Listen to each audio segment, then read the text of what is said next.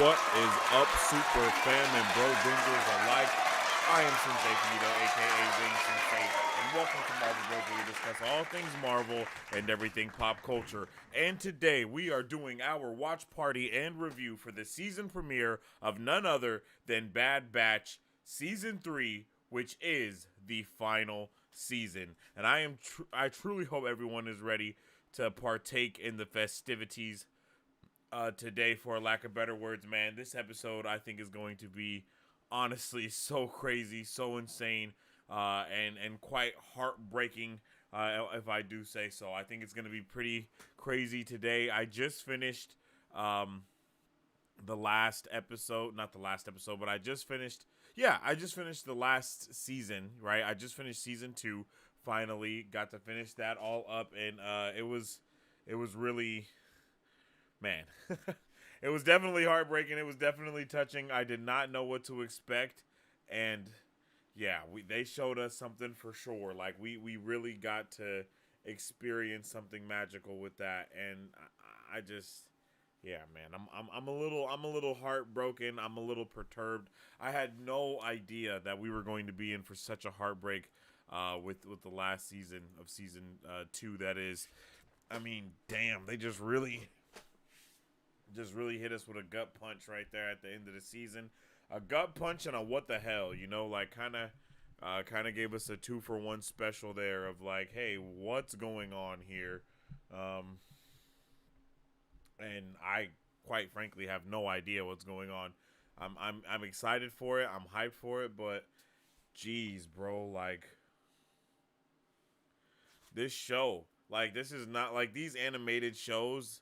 They are so much than just animated shows. Like they are literal masterpieces that are like weaved to really make you like just just care about these characters and go, man, I don't even want to talk about it right now. um But if you guys haven't already, make sure you follow us on social media at Marvel Bros to stay up to date with all things Marvel and everything pop culture. You can also follow me on social media at Sensei Finito to stay up to date with all my thoughts, theories, and opinions on whatever particular thing I may be partaking in at that particular time. And of course, check out those weekly podcasts so you can. Wait, okay, I forgot about it's check out. Damn, I forgot it again. It is such a good thing. It's like check out our weekly podcasts.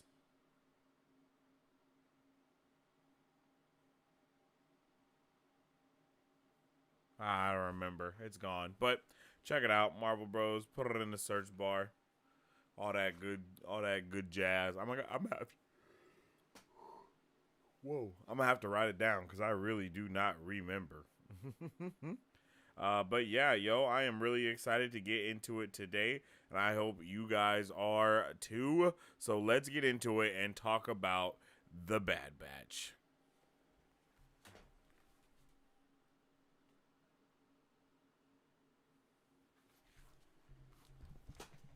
Man, the Bad Batch season 2 was so heartbreaking. I'm not going to lie to you. As I said, I did just finish it today, and so it is fresh on my heart and my mind, and that is why I am a little crushed, or not even a little. That's why I am a lot of crushed. I am completely just torn apart from just. I don't even know what to do with myself.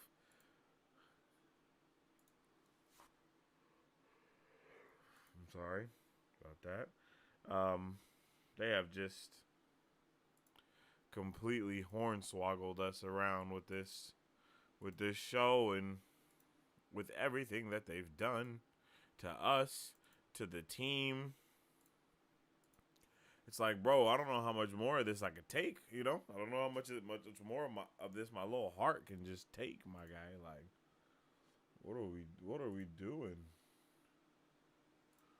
Like, please stop.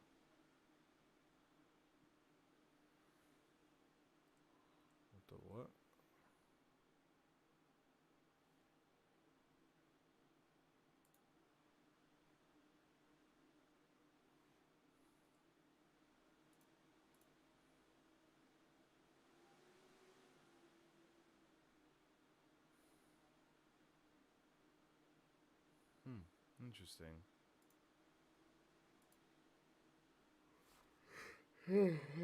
Whoa, that was intense.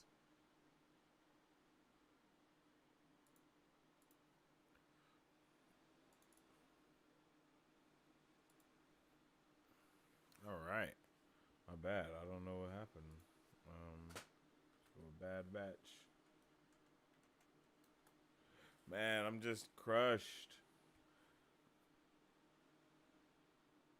I can't believe they've done us like this.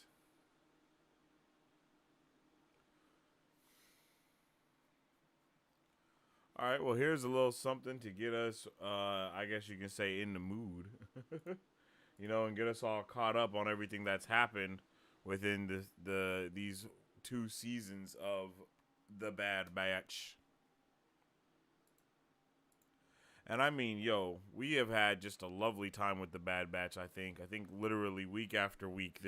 Well, not week after week, but basically ever since this show has come out, season after season. That's what I meant to say. Season after season, they have done a tremendous job with this show and getting basically all of us on board with it. You know what I mean? I think the first season was really good. The second season started off a little rockier, maybe, or at least for me, I think there was a lot of stuff coming on at the time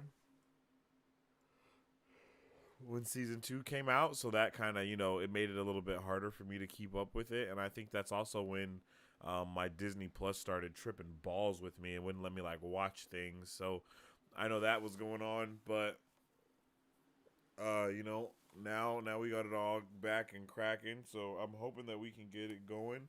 We know we're supposed to see some crazy stuff with this season, so let's check out this recap, and then maybe we can also check out that season 3 trailer so we can get it cracking.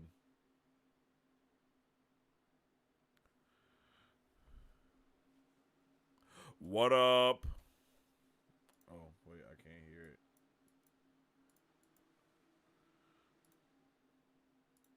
Come on.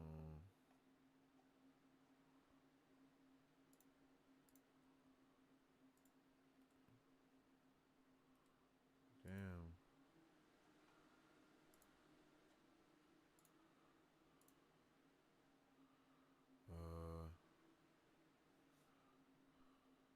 There we go. The Bad Batch Season 2 wrapped up last week. I'm willing to bet we'll see an announcement for Season 3 in a matter of days at Star Wars Celebration, or at least we had better after that finale.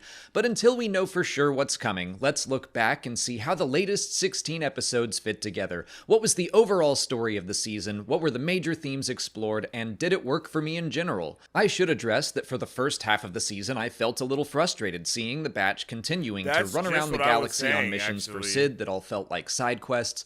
But as I said in my reviews for episodes like Faster and Entombed, I think we were meant to feel that frustration. I think we were meant to see that the Batch weren't living up to their full potential. I say all the time when I talk about The Mandalorian that a major theme of Star Wars explores how you use the power you've been given. Force users can join the light side or the dark side and become Jedi or Sith. Mandalorians can use their armor and gear to protect life or conquer it. The Bad Batch have all these talents and enhanced abilities, and when they use those abilities to help a lost child get home or fight for the dwindling future of all clones, it feels right.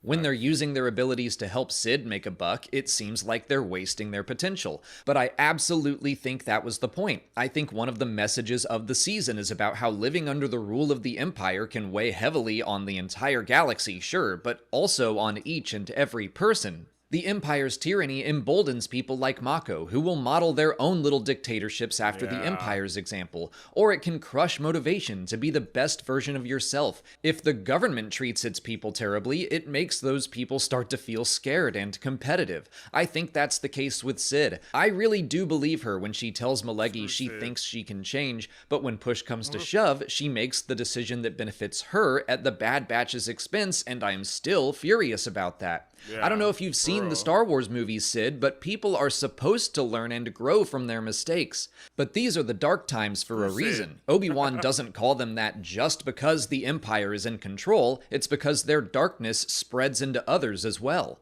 I think we Damn. see hints of that darkness and fear in Hunter. At the start of the season, he and Echo are at odds. Echo wants to live up to their full potential. He knows they could and should be doing more with their abilities, but Hunter wants to focus on protecting his family and Omega especially. In the episode Tipping Point, he tells Echo that a victory against the Empire is impossible, basically saying, if we can't win, what's the point? Shouldn't we just accept reality and focus on survival for ourselves? But that is the Sid way of thinking. I love that Echo replies, it's not about winning, it's about fighting for our brothers. It's about doing what he can, what he feels is right, regardless of the result. No, Echo can't beat the Empire, but he can save some lives. He and the other clones rescue Hauser and his men, and then guess what? Their network grows so they can help more clones. I said this in my review for Tipping Point, but it reminds me of one of my favorite Jedi quotes from Qui-Gon Jinn in Claudia Gray's book Master and Apprentice. I don't turn toward the light because it means someday I'll win some sort of cosmic game. I turn toward it because it is the light. The Empire is unbeatable at this point, but you shouldn't fight simply to win. You should fight for what's right because it is right. Do what you can in the moment, and the rest will come later.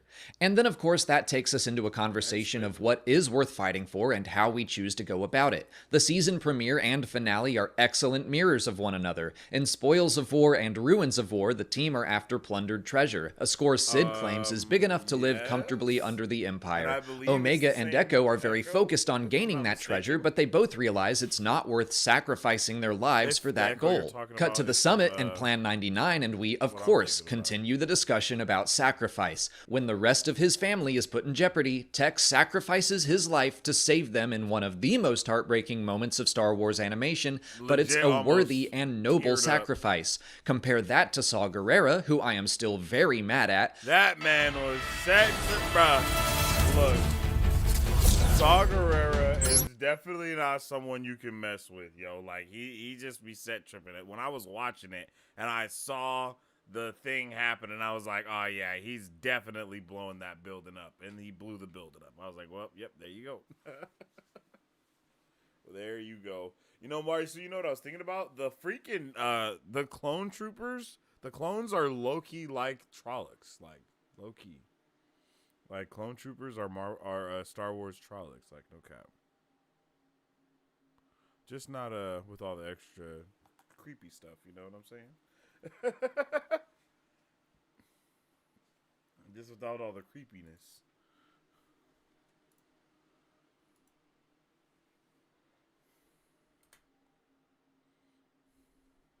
Premiere, so his appearance now puts a nice bow on the entire series so far. He claims sacrifices have to be made for the greater good, which is true sometimes, but he is chasing hollow victories. He's willing to throw lives away to briefly hurt the Empire. He is given alternatives. He's told that if he holds off on his attack, it would help save the lives of clones in need of rescuing, and it could help him fight the Empire in the long run. But he doesn't care. He's got tunnel vision, and all he wants to do is cause death and destruction. Yeah, it would have been a blow to the Empire to lose Tarkin and Krennic, but only a temporary one. We, the audience, know Tarkin's importance to Star Wars history, but unfortunately, he is not unique to the Empire. If he dies, there are plenty of other officers ready and willing to take his place. If Saw killed Tarkin, the Empire would not have mourned him. They would have simply replaced him, and then we would have seen a different commander of the Death Star in 18 years or so.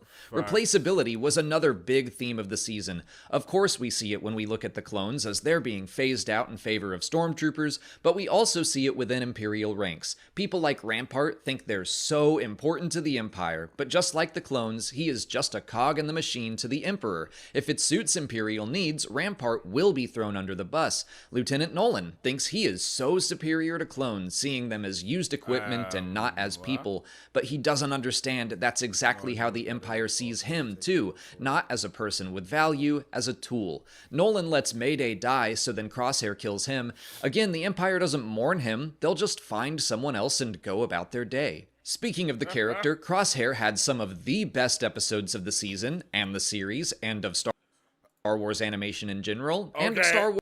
I was literally about to say all of those same things. the amount of love that they give to Crosshair is honestly ridiculous. Crosshair has the best arc that I have seen yet. Like, Crosshair is what we wanted from Boba Fett, and they do it so freaking well that it just makes you like, why didn't they give Boba this type of vibe? You know, like, because bro literally is the guy. Crosshair is probably one of my favorite out of the Bad Batch, and he really hasn't even been in the Bad Batch, like specifically. You know what I mean? Like, he is a fantastic character, and they really, really did their shit when constructing him and his arc. And I'm not gonna lie, I kind of wish that the entirety of the show had the tone of Crosshair's episodes. I wish we could get the tone of Crosshair from anything Star Wars at all. Like, at all. Literally, give us anything, and I would be excited for it. Wars television.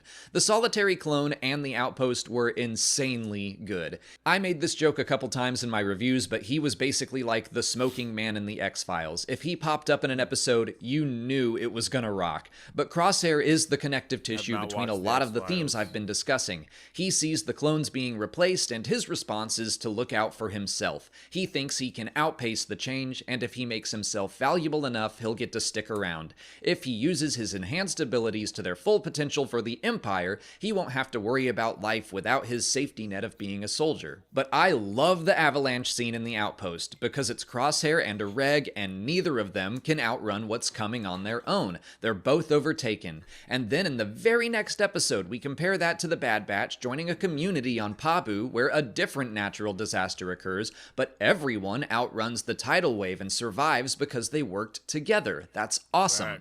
To start wrapping up, looking back at each individual episode as we were going week by week, they definitely did work together. That's something that I did notice quite apparent in that episode, is like when you see them, like when you see everyone running in the city from the wave, right? Like, you can clearly see that people are helping each other. There's a point where there's like two guards that are like standing down by a ladder, and they're making sure that one person is going up at a time. It's like little things that stand out like that. It's like, yes, man, that works for me so much because it makes sense. You know, it makes the most sense as to what would be going on in that type of situation. And also it answers questions like, wow, so people, like, if there was no guards there, it would be like, wow, so they just magically go one single file line, you know? So it's kind of using your nerd brain to kind of, it scratches that nerd itch a little bit, just because there's so much stuff going on. But then you think of how they all know each other, you know? So. Batch joining a community on Pabu where a different natural disaster occurs, but everyone out. Wait, what? What are you saying right here? This is. Wait, hold on, Maisu. What is this that you're saying? Because this seems wild, but I might just be mistaken. I might just be mistaken because you always be wildin'.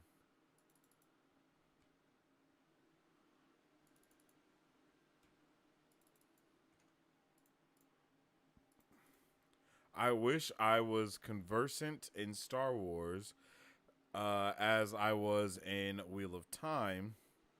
Crosshair tugs at my from way back when, but I can't remember exactly what it referred to. Oh. Okay, I got you. Yeah, I don't know if the Bad Batch or anything from the Bad Batch, like that was created in the Bad Batch, I should say. Okay. I'm pretty sure that the Bad Batch is all new stuff, and it's nothing that's come from, you know, anything else.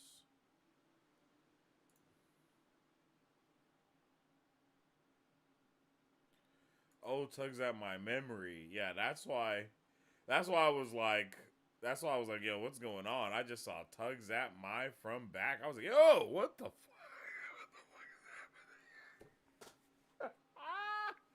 I was like, what's going on? Yeah, that shit was definitely crazy.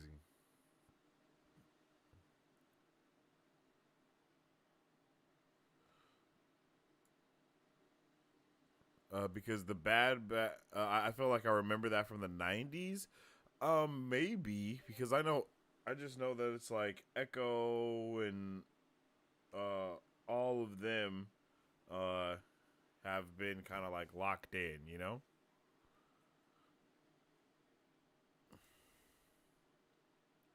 Maybe from Legends, yeah, that's possible. That's actually super possible.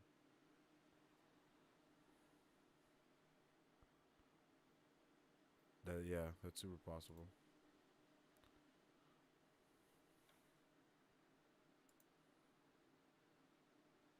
Outruns the tidal wave and survives because they worked together. That's awesome. To start wrapping up, looking back at each individual episode as we were going week by week, I can remember the episodes that made me a little frustrated, like I mentioned, where I felt like the Bad Batch, both the characters and the series, weren't living up to their full potential. But I can also see their value and how they added to the overall story now that the season is complete. That doesn't mean I think the season was perfect. I think Fee could have used more screen time. They have kind of a tenuous relationship at the end of Entombed, but then in Pabu, she trusts them all enough to bring them to the planet. I think one more mission with her somewhere in there would have been nice. I like the themes of the episode Retrieval, but the episode itself didn't fully work for me. I certainly have some criticisms of the season, but man, did I love the Solitary Clone, Home, the Clone Conspiracy, Truth and Consequences, Metamorphosis, the Outpost Pabu, and of course the finale, despite the pain that caused.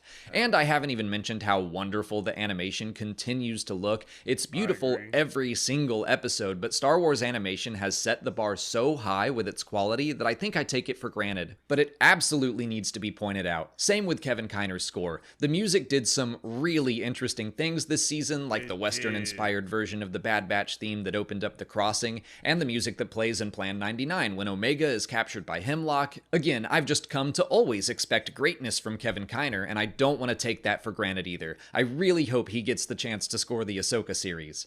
So yeah, here at the end, I still think The Bad Batch is great. Between seasons 1 and 2, I think it might be the most consistent animated Star Wars series. Jennifer Corbett, Matt Michinovitz, and all the writers deserve praise.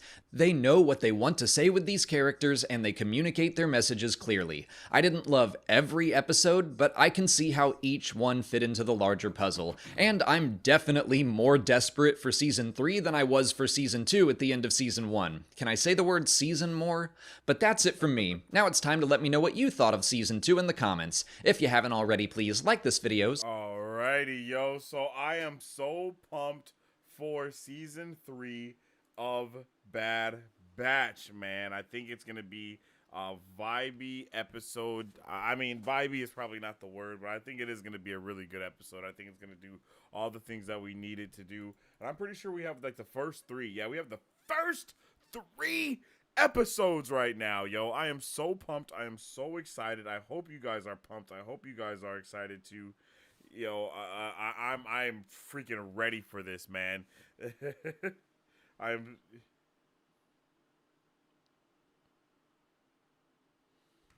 I'm pumped, yo. We're about to get it in. We're about to get it pip, pop, plopping, and slopping.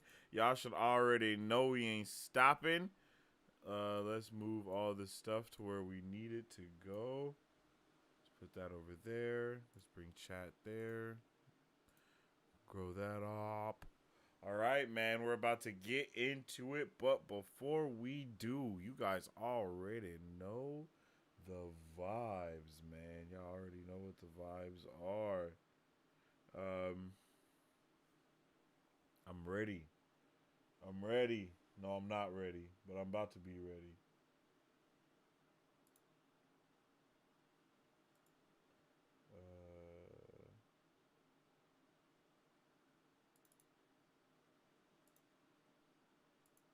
All right. So we're about to jump into it, and before we do, you already know what to do. Make sure y'all go and grab some popcorn.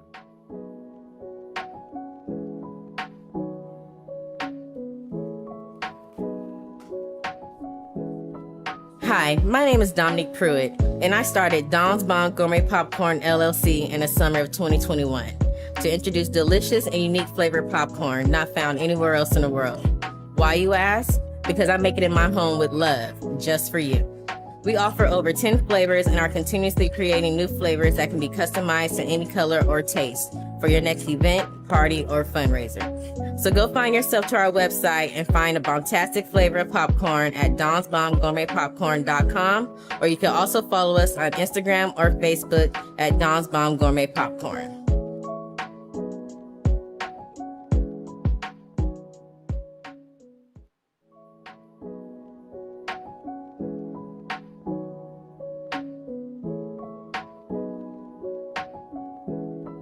Hi, my name is Dominique Pruitt, and I started Don's Bon Gourmet Popcorn LLC in the summer of 2021 to introduce delicious and unique flavored popcorn not found anywhere else in the world.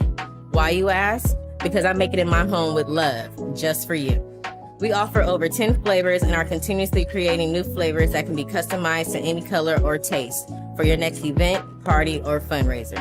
So go find yourself to our website and find a bombastic flavor of popcorn at donsbombgourmetpopcorn.com, or you can also follow us on Instagram or Facebook at Don's Bomb Gourmet Popcorn. Alrighty, ladies and gents and ladies, it is time. Without further ado, let's get into it. This is season 3 of The Bad Batch, the final season. They have released 3 episodes, and we will be watching all 3. So I hope you guys are ready, because I know I am. On 3, we will press play and enjoy this episode together. Are you ready? Let's see, where's it at? There it is. There is that. If you're not in the Discord, oh, whoops, I forgot that. Copy text.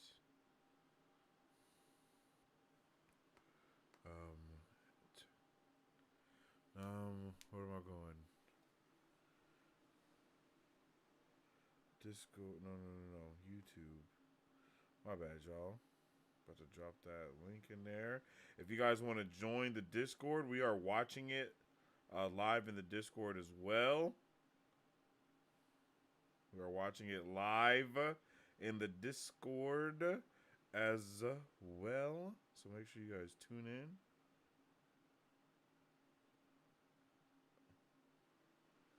I'm like, yo, what's happening? There we go. What? Are we live? Like, am I tripping?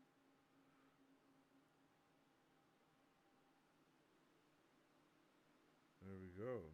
I'm like, bruh. Boom. There you go. There is the tune in to the to Marvel Bros, so you can get it cracking in there. All right. On 3, we will press play to enjoy this together. Get ready. 1, 2, 3. Let's go.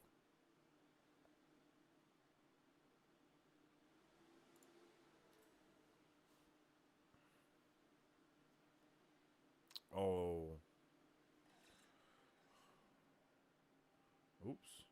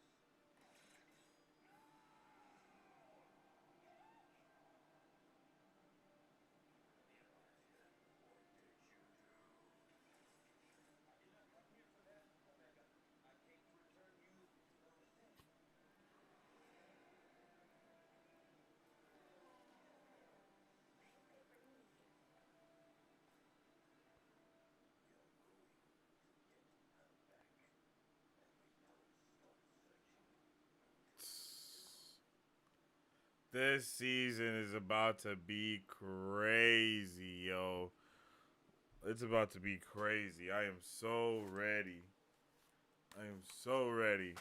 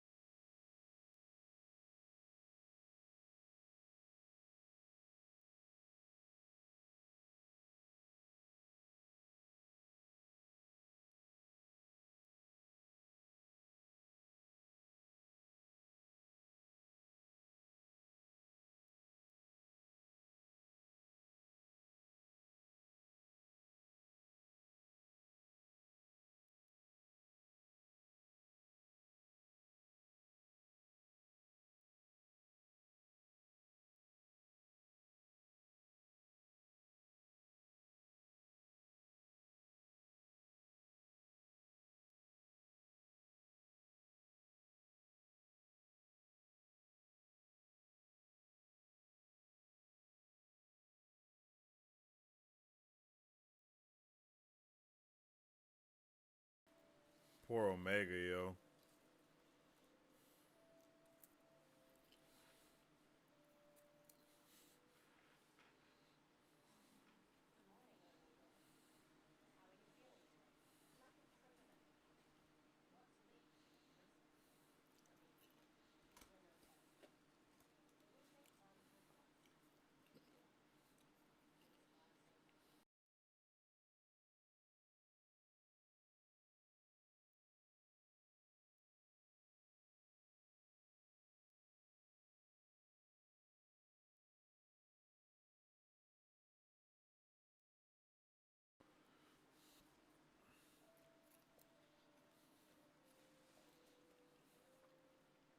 Hey, yo, is that another one of her?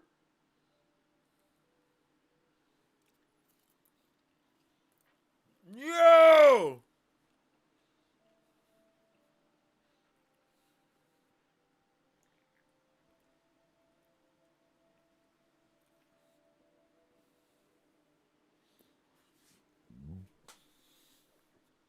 What?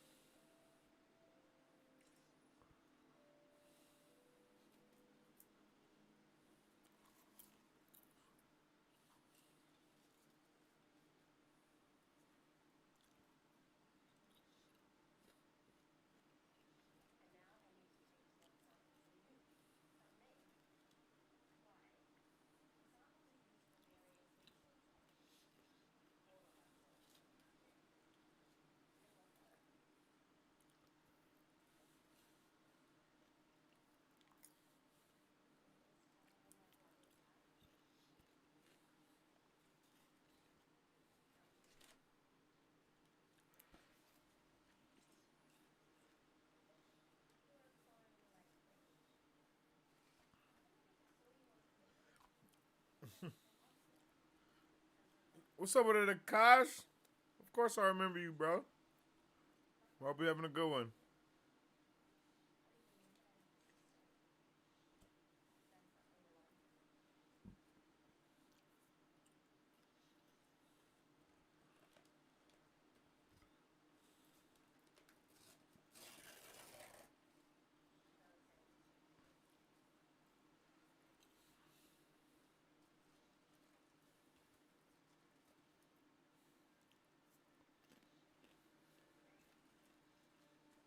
What the hell?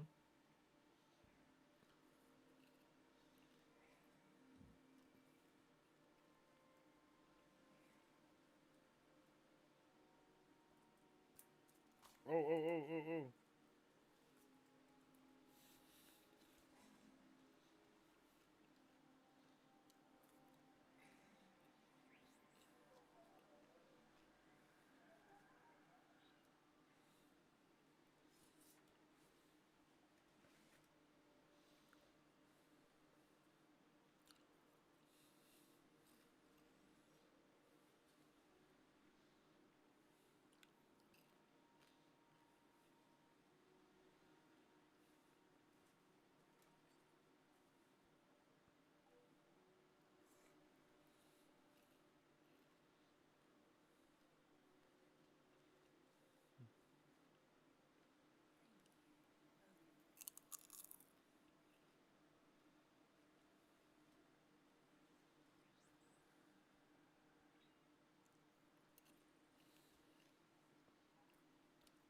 I'm loving how all those sounds are so familiar.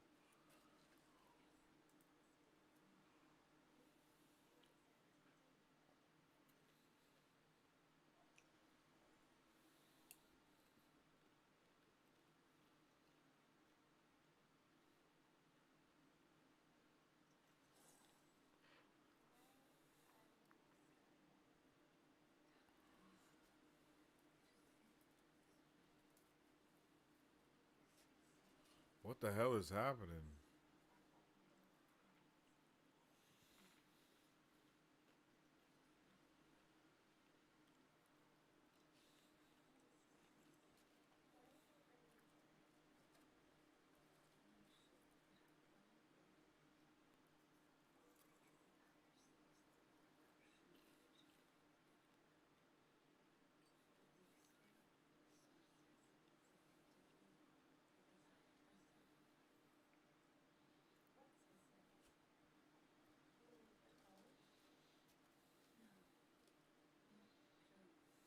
Okay.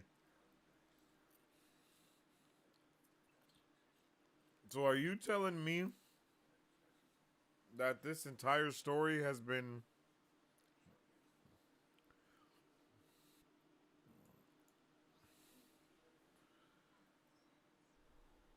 So we have the Bad Batch leading up to the stuff that's going on with Mandoverse, at least within the Mandalorian, with Moff Gideon and his clones.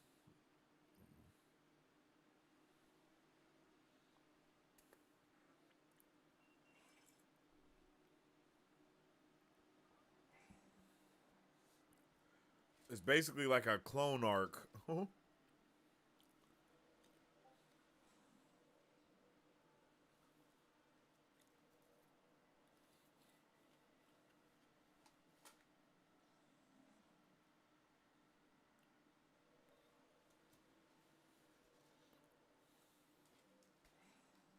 Yeah, I like the George Lucas wipes too.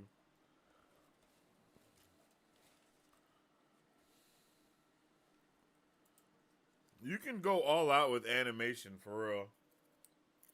Star Wars animated. Star Wars needs an animated movie, 100% in theaters type of vibe.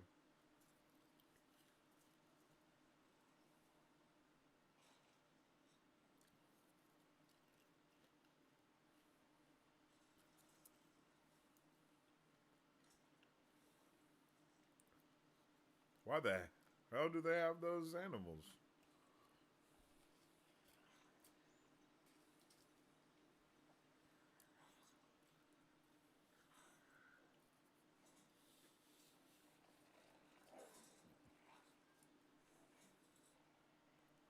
Uh-huh.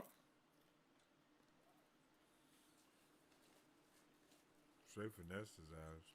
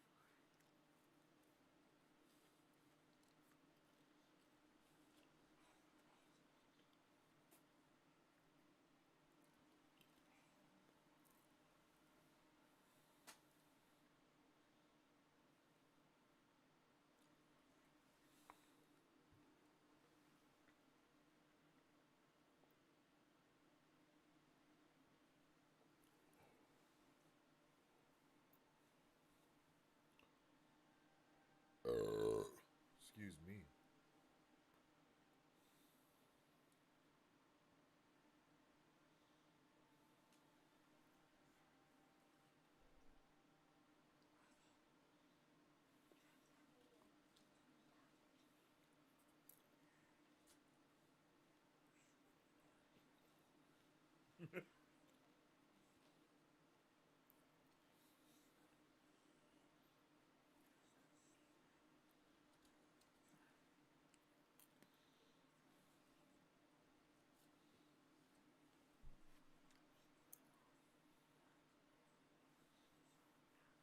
Facts. Also facts. Ooh. Damn. My man is messed up.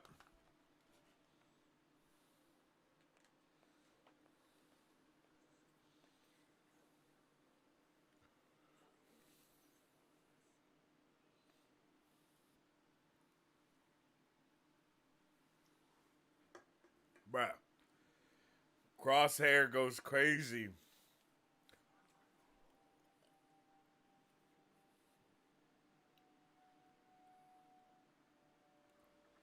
This is directed by Dave Filoni. I don't know that, but I'm calling it because of the wolves. Nah, that's hilarious. Filoni does love wolves, though. He definitely loves wolves. Damn, you right. He loves wolves.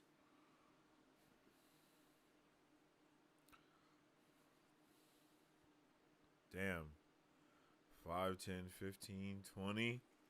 Damn, almost a month.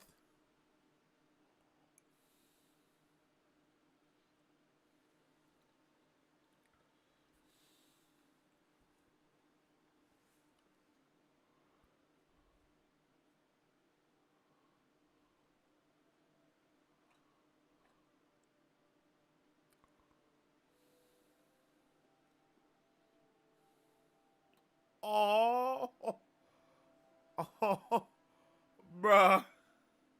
I am crushed. I am crushed.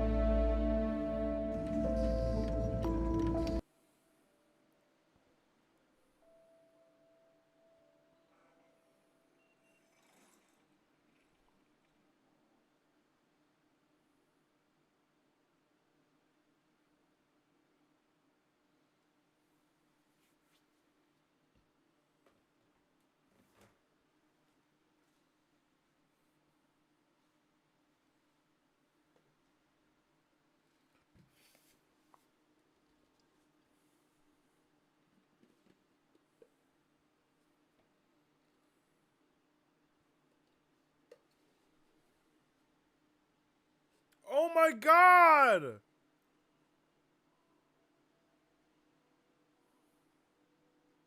Oh no! Oh no!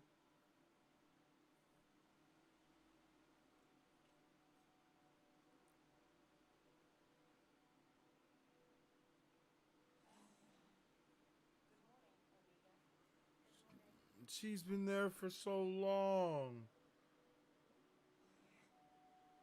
Oh no. Oh no. I feel terrible. Damn.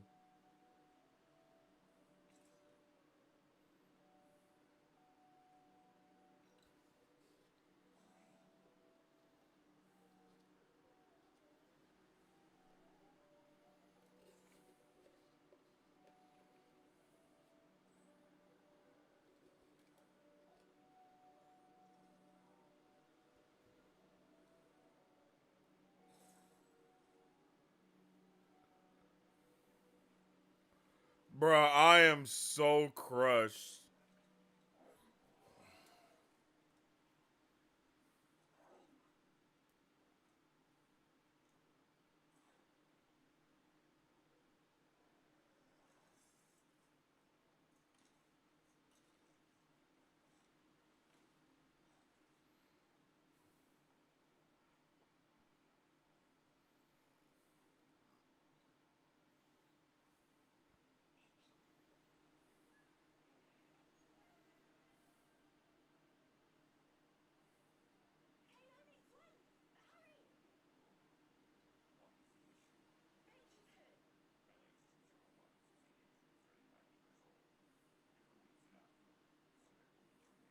Damn.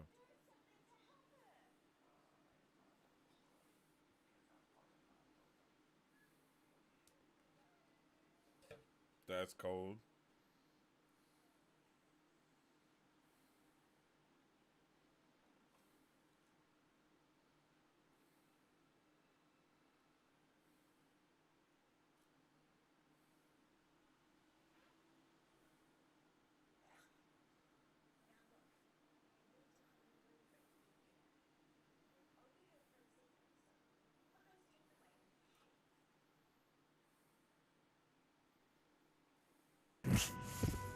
See?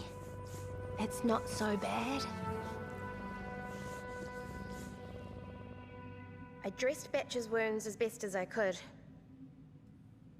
At least she didn't bite me. That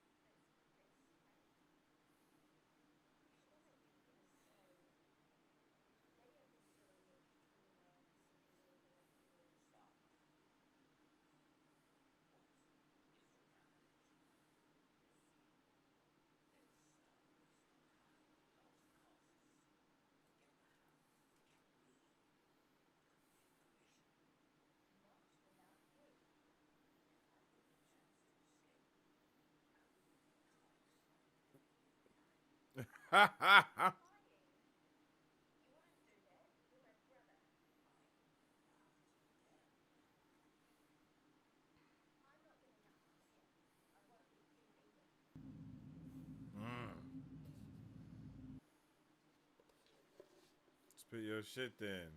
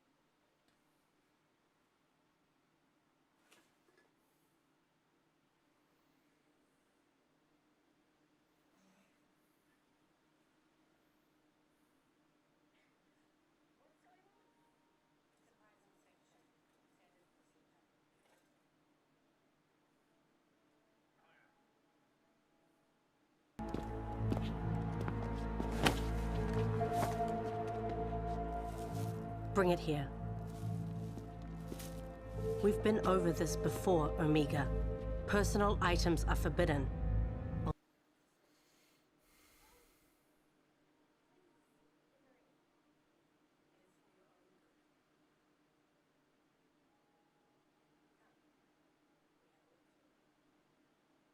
Damn.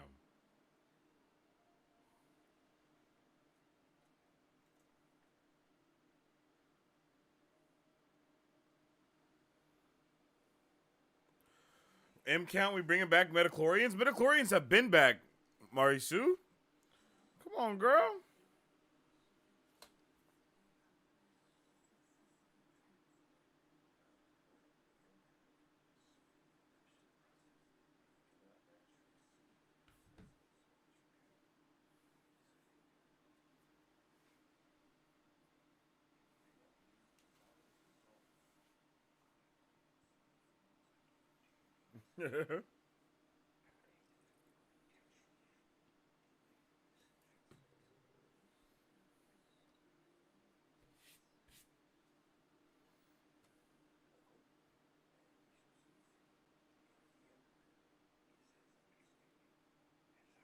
Whoa, is he there? Marisu, midichlorians are like the entire thing behind the Mandoverse that's going on. Like midichlorian clones. Like everything has to do with trying to get a clone that can have midichlorians to bring back Palpatine. That's what the whole thing was about with Moff Gideon. All of that is like all connected.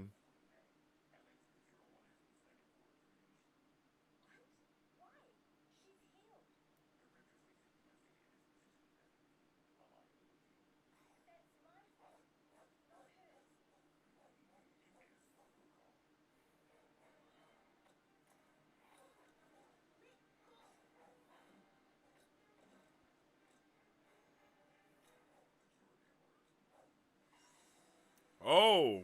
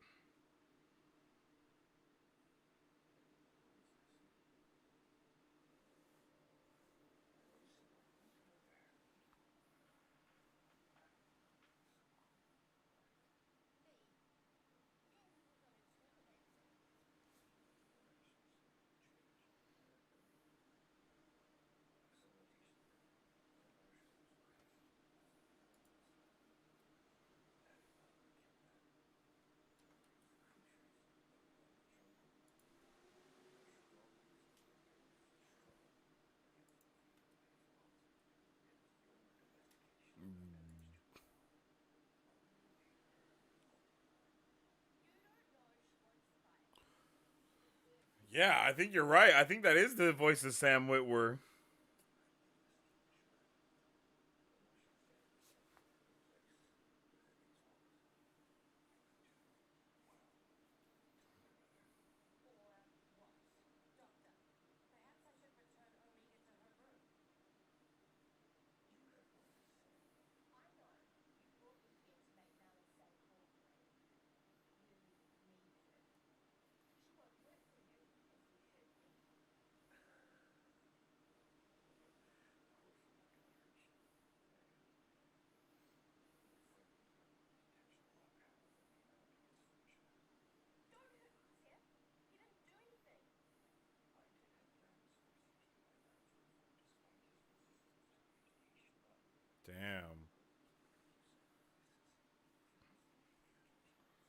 Damn.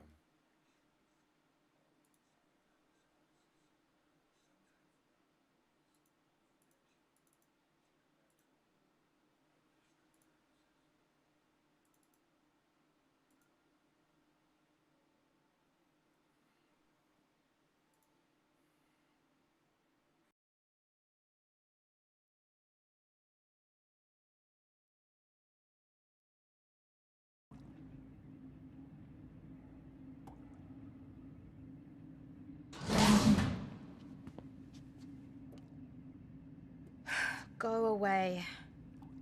Omega, Please, just go.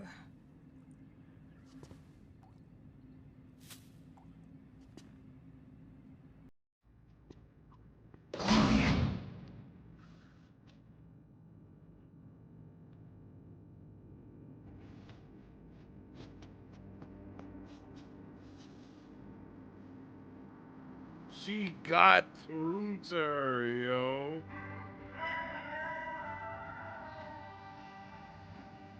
Yo! Filoni be cooking! Listen. Yeah.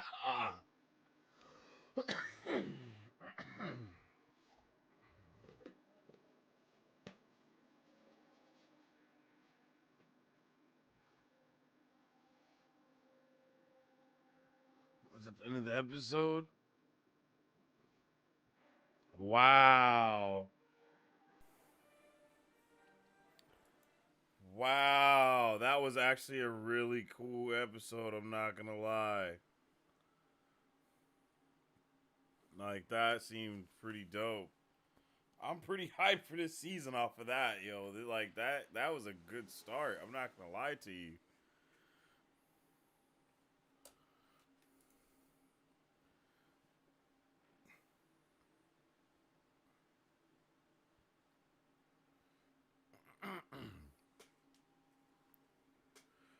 um... Yeah, I really like that episode. That was a solid episode. I'm not gonna lie.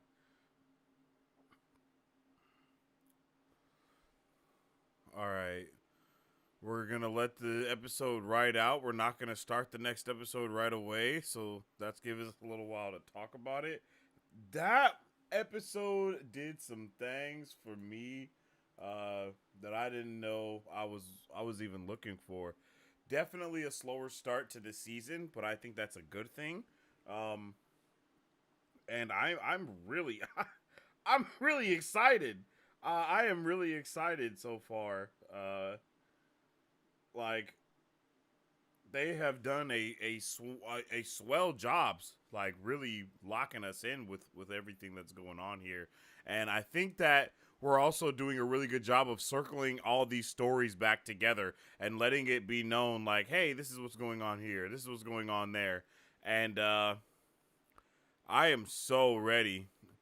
Oh wait, did I miss Bro's voice just now? Hold on. I did want to know if the actor is Sam Witwer.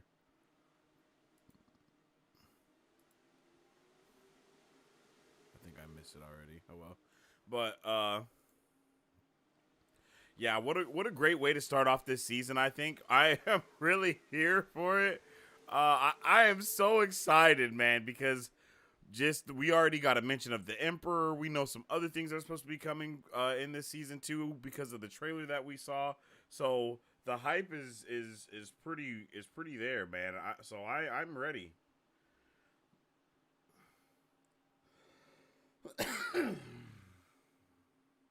uh, but it's also very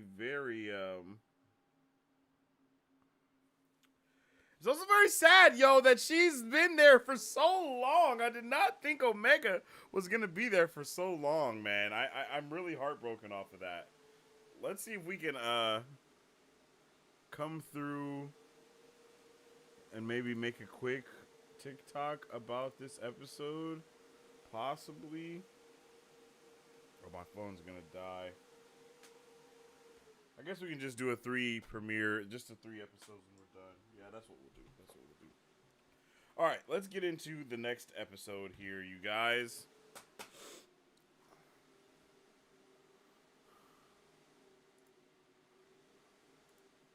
What's happening? There we go.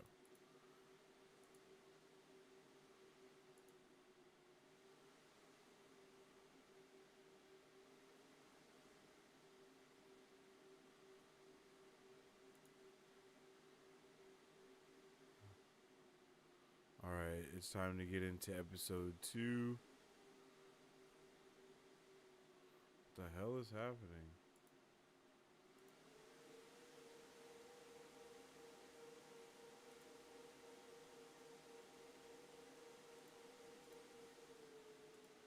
Oh no. Damn. I did not mean to do that. What's happening?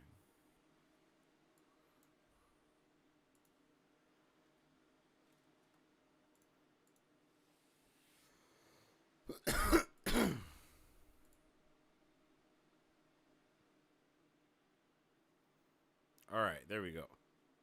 All right, episode 2 of season 3. My bad. There was a little mishap going on there for some reason. But we are back.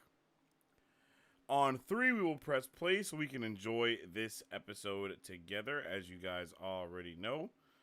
Let's get it. On 3. 1, 2, 3. All right. Episode 2. Pathways. Dude, I'm dead. I'm listening while I brush my teeth, but I gotta go to bed. Hey, all right, Marsu, I appreciate you. Chilling and vibing. You get you some good rest, sleepy Z's, and all the good stuff. There was an unfamiliar helmet in there.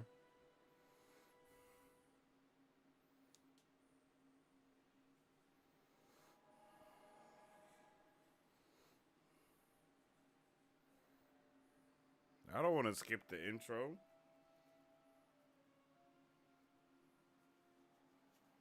Oh my god, it just looks so good.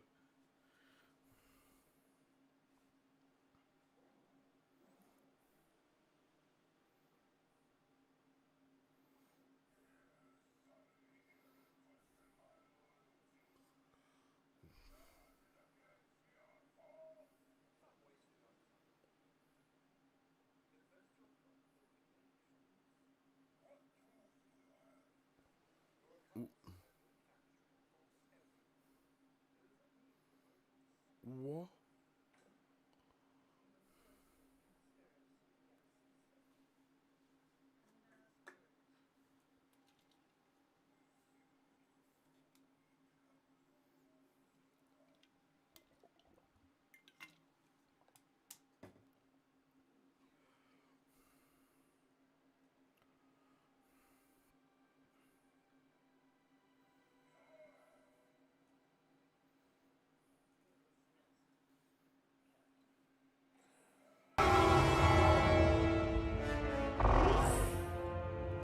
Oh, they said good buddy on yonder.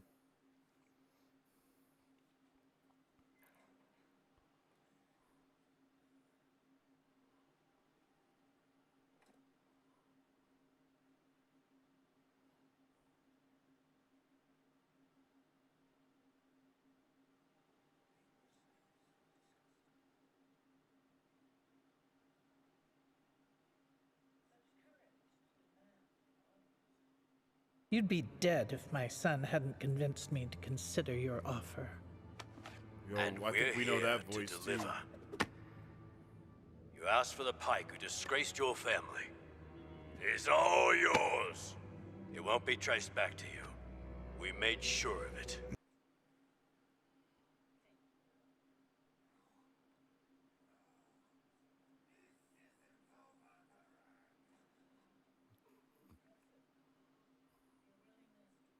I know this voice, you guys. Who is she? Value to you? Dr. Hemlock stole someone from us. We heard your syndicate had the connections needed to find the Imperial's base.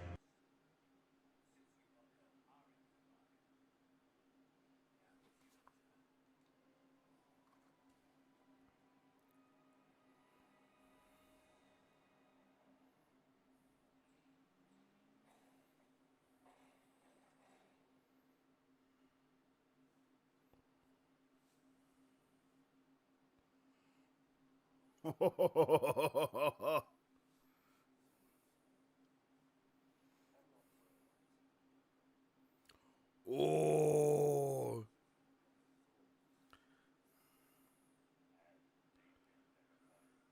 Came for and go before my generosity runs out. Yo, who is she? Chat! Someone tell me who that lady's voice belongs to.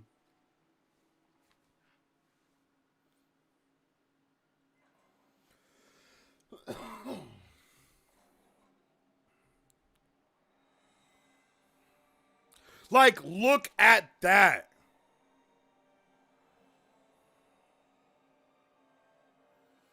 Truly beautiful. It's ridiculous.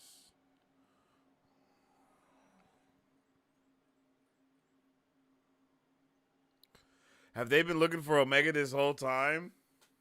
Oh, and they still got the homies. Oh, man.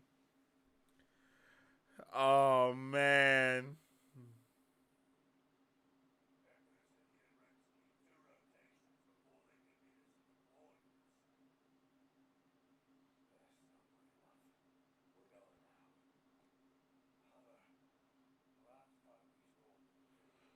Back up. Not all of us made it out.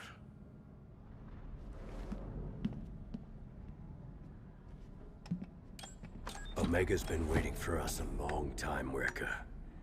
I'm not making her wait another day.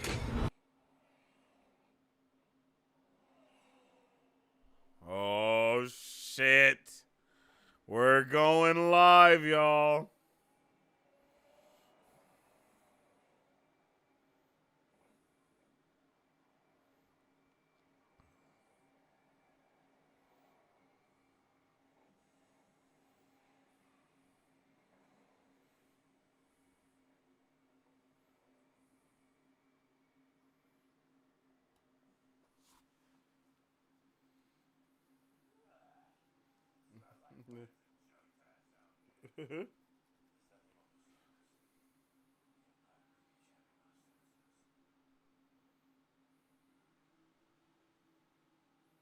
Thought I saw something moving.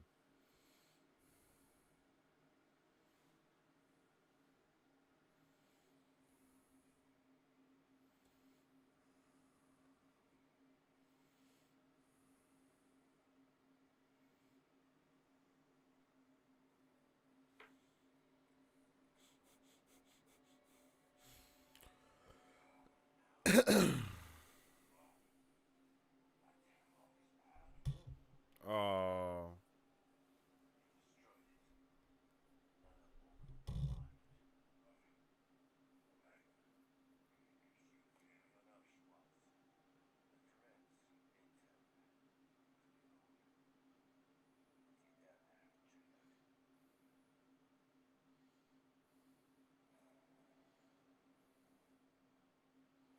Are they being watched, yo, or are these just crazy camera angles?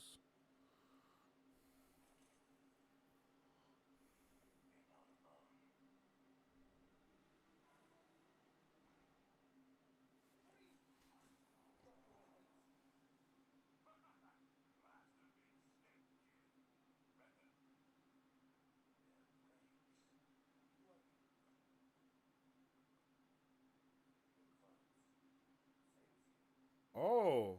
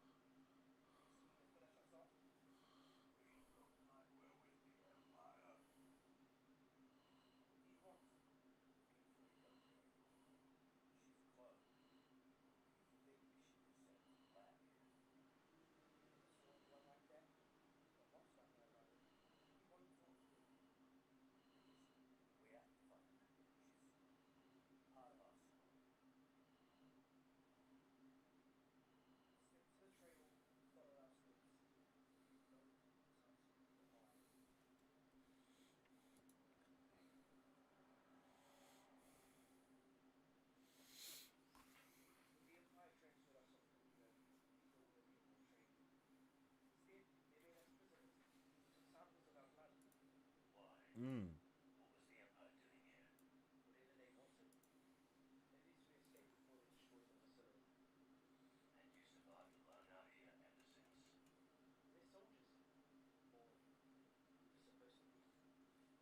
Damn.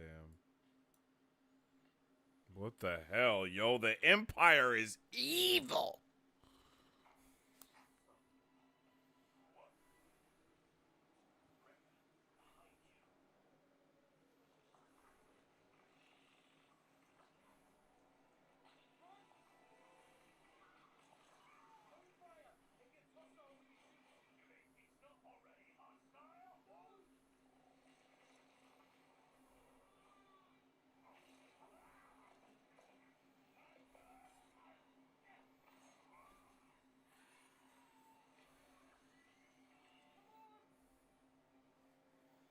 What the hell was that?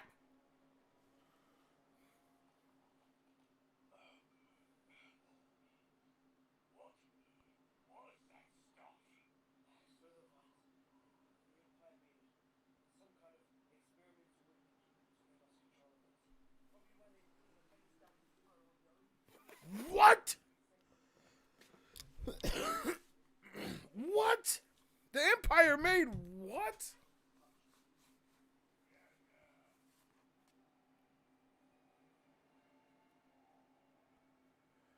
Slithervines? What is the Empire on, bro? Like, I don't understand. G, the Empire always doing something.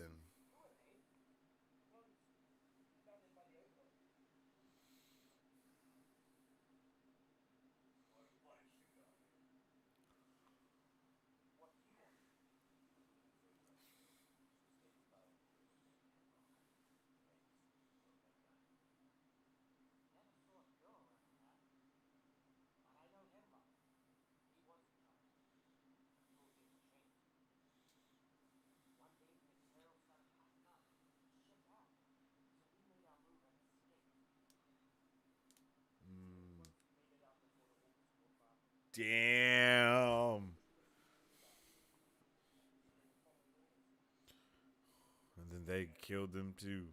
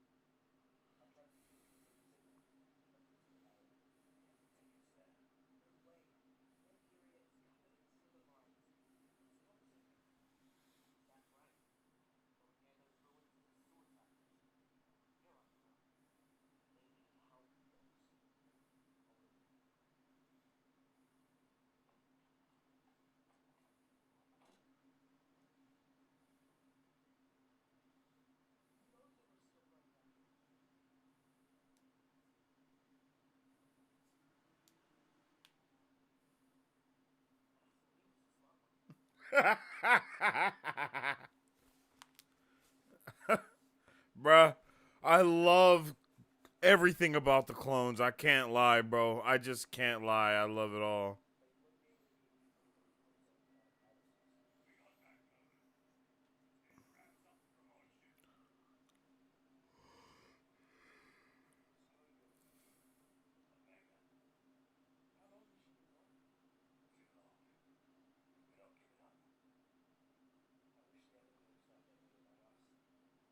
Damn.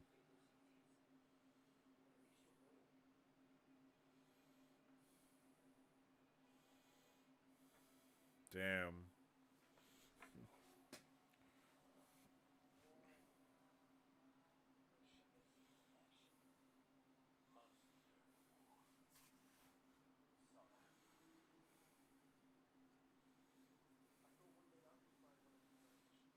Damn.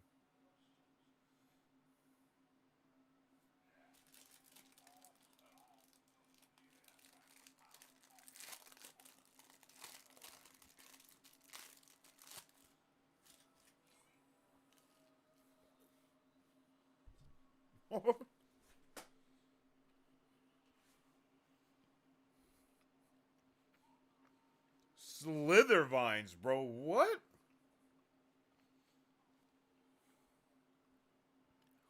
Maybe that's something from the games.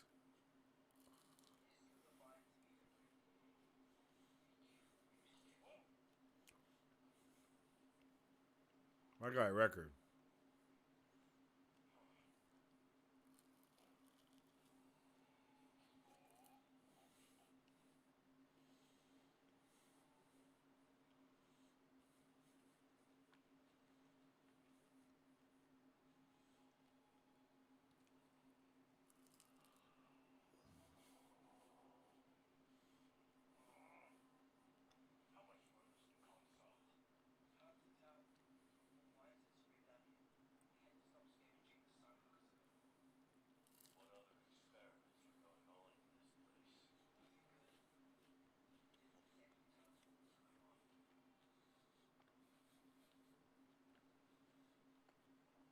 Okay, so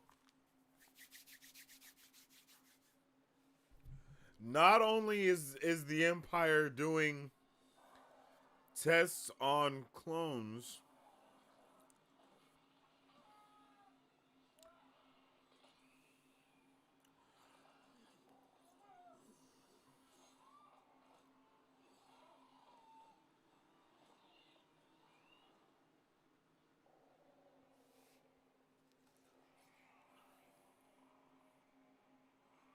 oh, what the heck? Oh,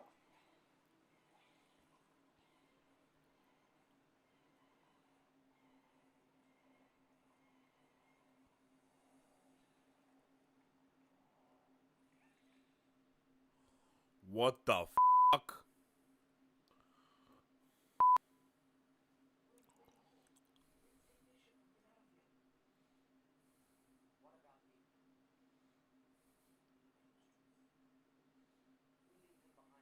We're no.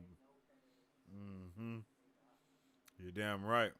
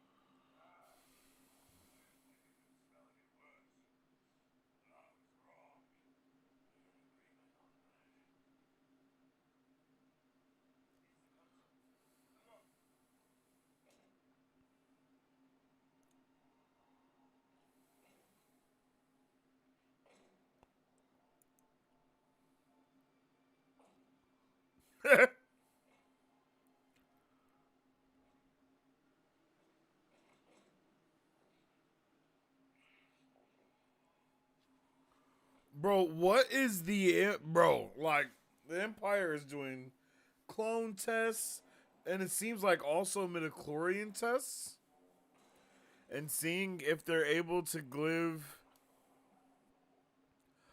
other things the properties of midichlorians. I'm pretty sure that's what the vines are. Is them doing tests with that and midichlorians, but it's just like I don't know how you get if midichlorians exist, and there has to be a way to harvest them, and I guess it is through the blood or through the blood of someone. Oh,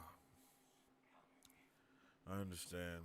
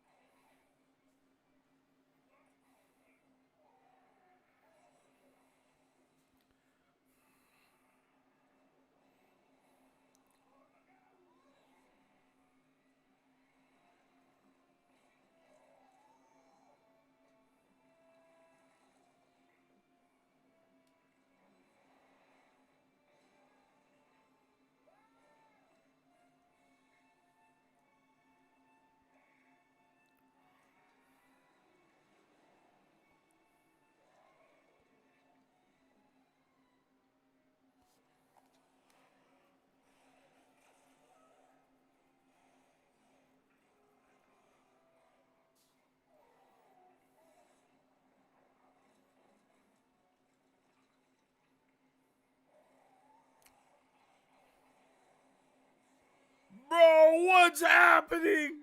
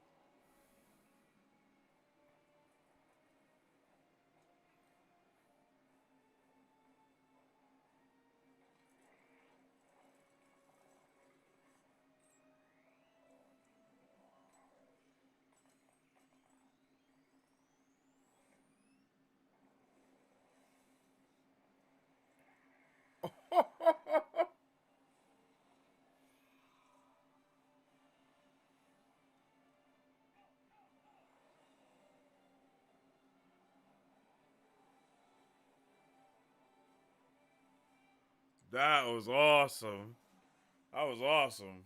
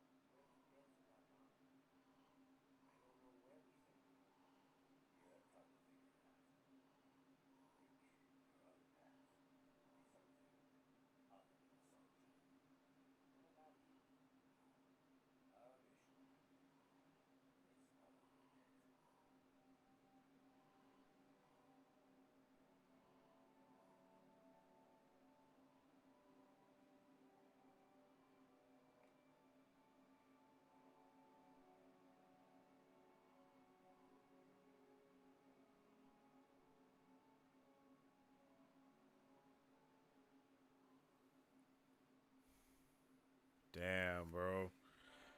Another awesome episode, yo. This show is really fun. I love the vibe of this show. Um and while I don't it's like I'm happy that we don't get this show. No, no, no. I'm happy that we get to start this show off. Uh Damn, I can't mute that shit. It's so loud. There it is. I'm happy that we get to have this show every week, but we also get to start the show with like a with a good batch. um, because it always like just gets us started. It gets us going. This season so far, I'm here for it. We're 2 episodes in. I like the first episode. I also like the second episode. I kind of thought that the cadets were actually going to join like the Bad Batch low key, and I mean I guess that still can happen technically, but I'm not too sure. So, I I think this episode again was beautiful. There were multiple moments when I was just like, wow. And I love the use of all these different weird creatures and shit. And it's like, how the hell did, like, what? Like, I'm so confused. Like, that monster is the Slither vines and this, like, the Slither creature. Like, I don't know. There was just so much stuff going on there, and it was insane, man. And I really am excited about what that means. I mean, we already kind of talked about it throughout the episode, but it seems that they're doing a lot to introduce all of these, like, midichlorian things that are here and there, and they all have something to do, overall with what's going on here. So I am pretty excited to get this in, man. Let's get into this last episode here and see what the vibes are indeed. So far, these first two episodes have definitely both been pretty solid. I think the first episode, I mean, the show works for me, but I need something like, I'm just dying for something a little more serious with this animated stuff. Like, I think I just need, like, what's it called? Not Valorant, but not the Apex, but the League of Legends show on Netflix. I can't think of what it's called, but I just need that back in my life so I can just have something to kind of hold me over with this, with like when it comes to the serious vibes. But that was episode 2. Let's jump to episode 3 and see what the vibes are. On 3, we will press play so we can enjoy this episode together. 1, 2, 3.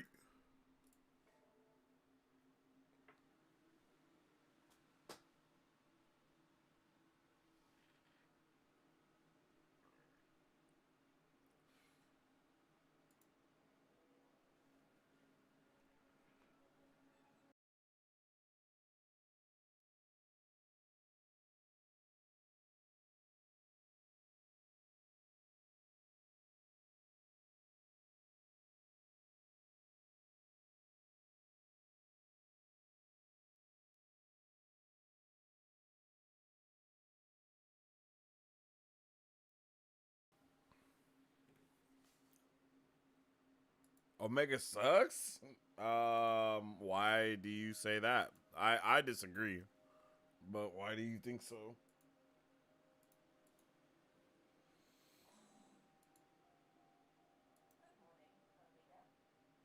Oh no.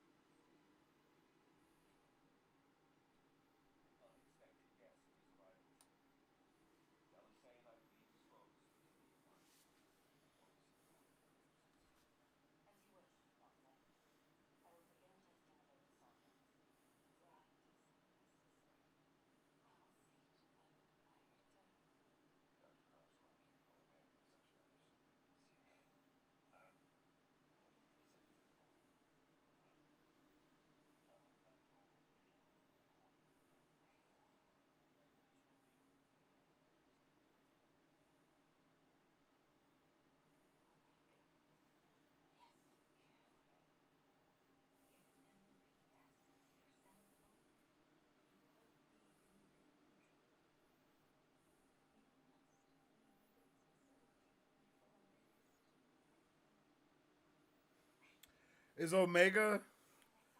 Does Omega have like midichlorians, yo?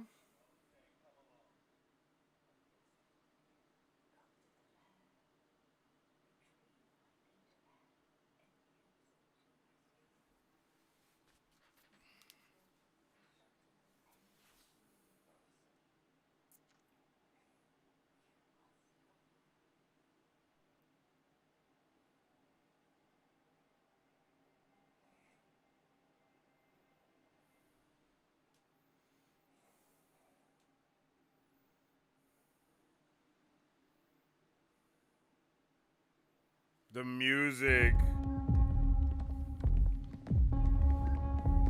It's go time, baby.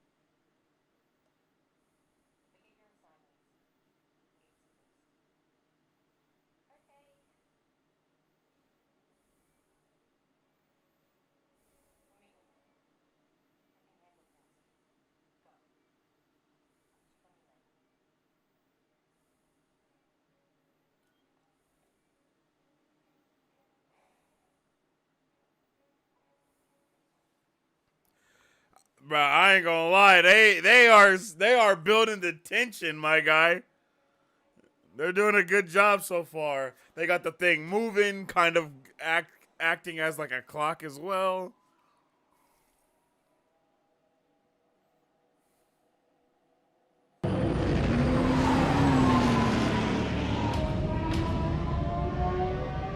Oh, that's the people arriving. I was like, bro, listen.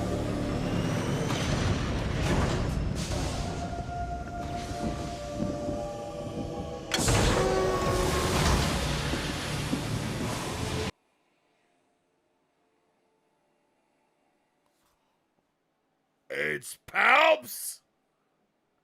This shit looks so good. Look at how it's like glistening off of them. Look at them. Like, look at how it's glistening off their bodies, yo. Pause. Oh my god. It's so beautiful. Whoa. Bruh.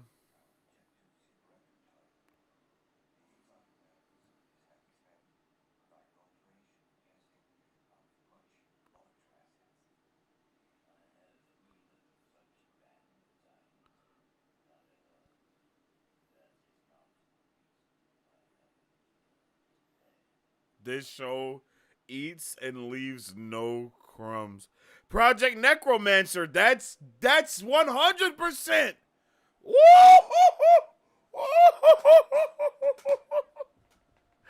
Yo! That looked awesome. Yo, I am going crazy over how good this looks right now, bruh. Like the way that the shots that they're setting up here. They've showed us that red screen so many times.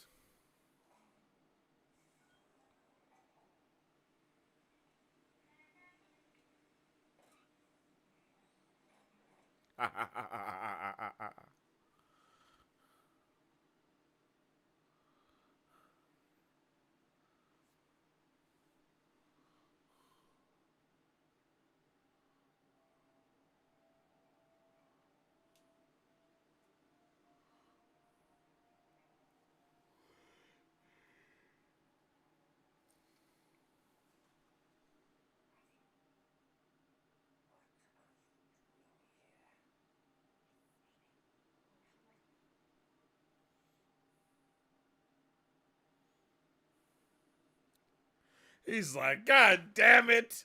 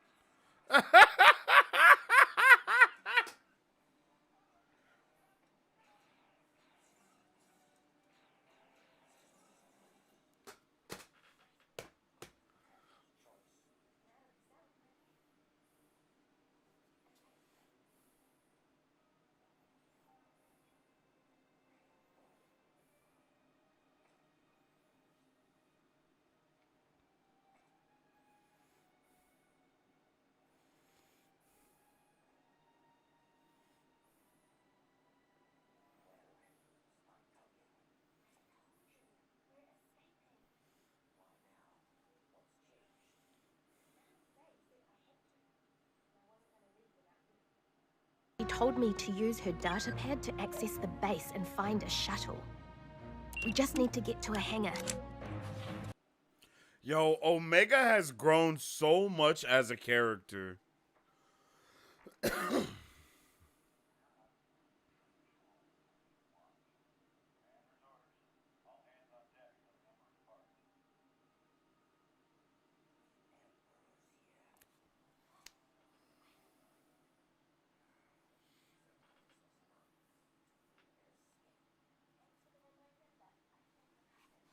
Facts.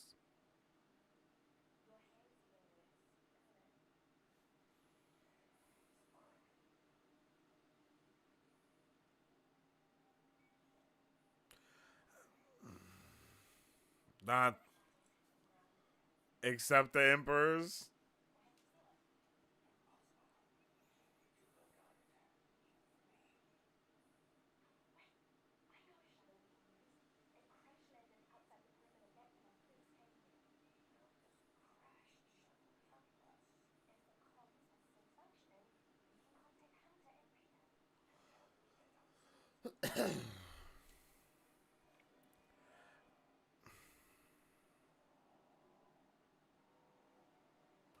What the actual fuck is going on? These specimens are well guarded to ensure they remain viable for testing. However, with more time and additional resources, I am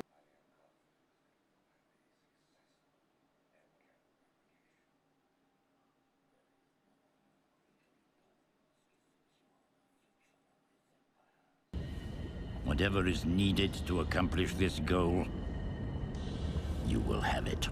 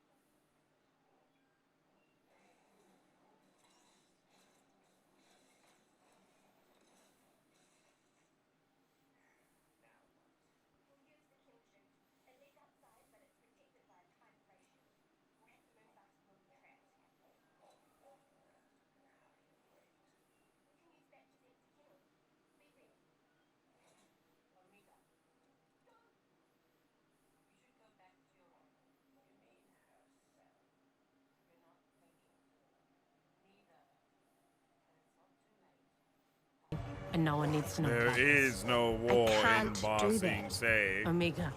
I spent most of my life confined on Camino. I won't be trapped here too.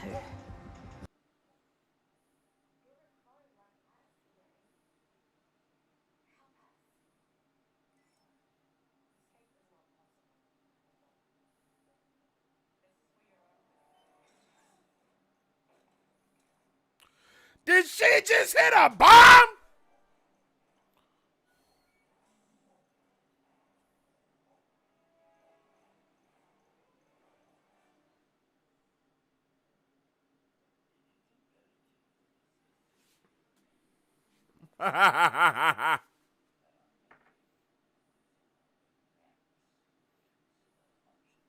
An abomination.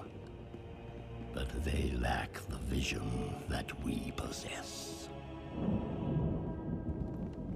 Your brilliance is a great asset to this empire.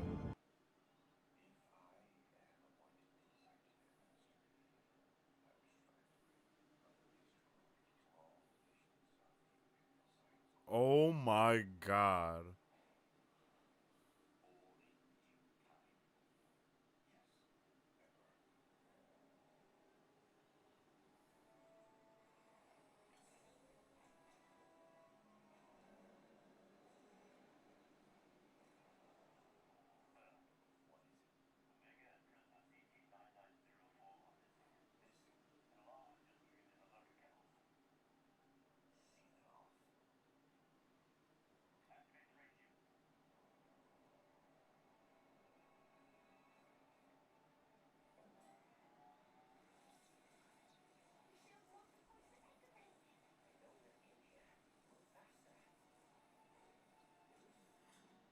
Oh. This shit is tense, son. The tension is real.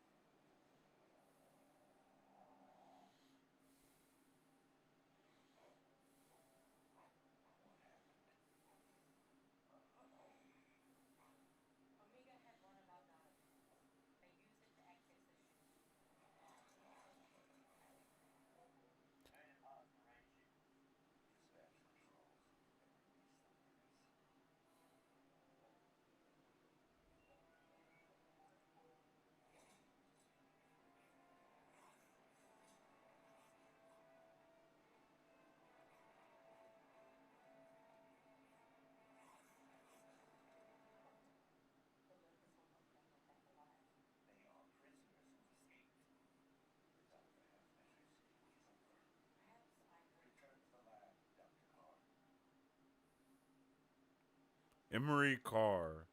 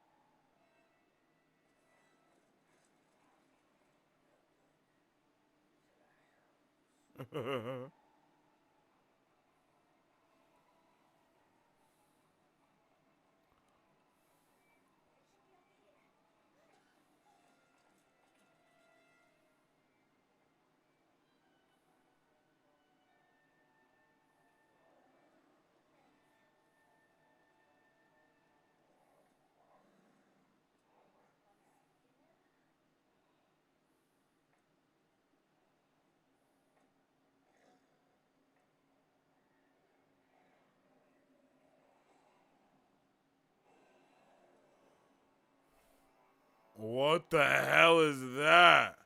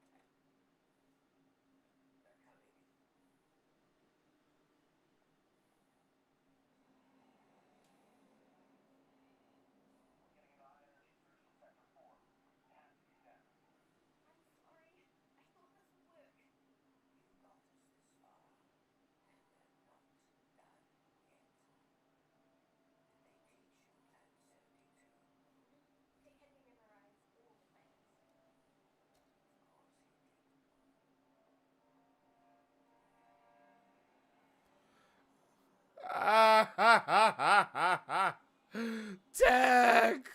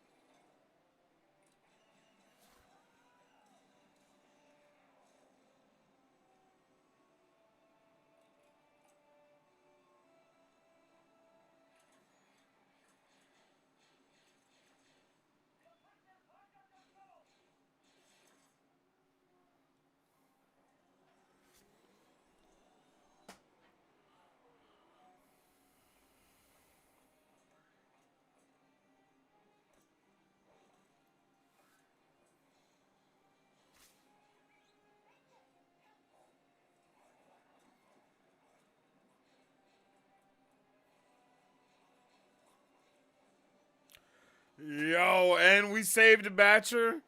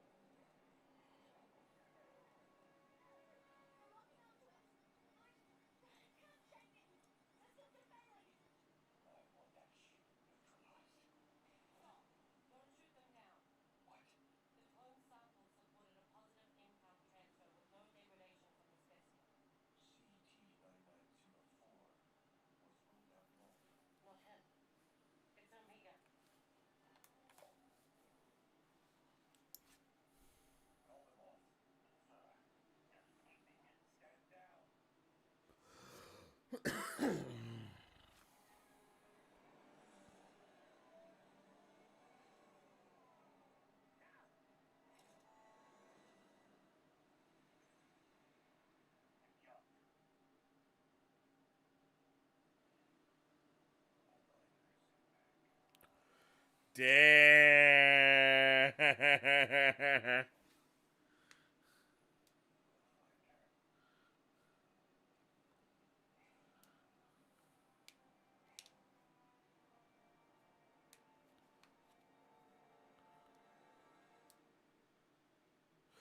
No shot.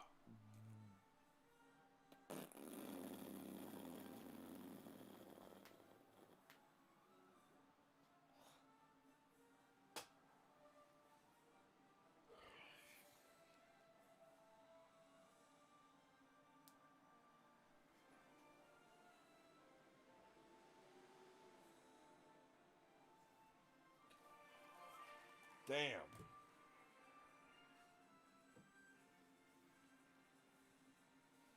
Damn.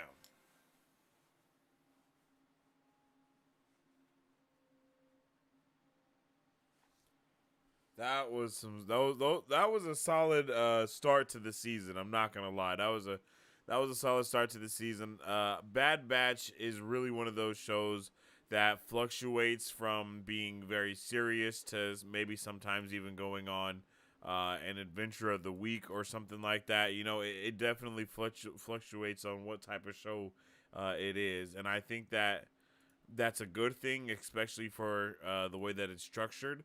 I wish that these did not release at midnight. It's kind of the lamest possible thing to do is have them release at midnight when it's an animated show like this that's kind of obviously tailored towards, you know, like I guess you can say like the younger crowds, quote unquote, but you really miss out on them.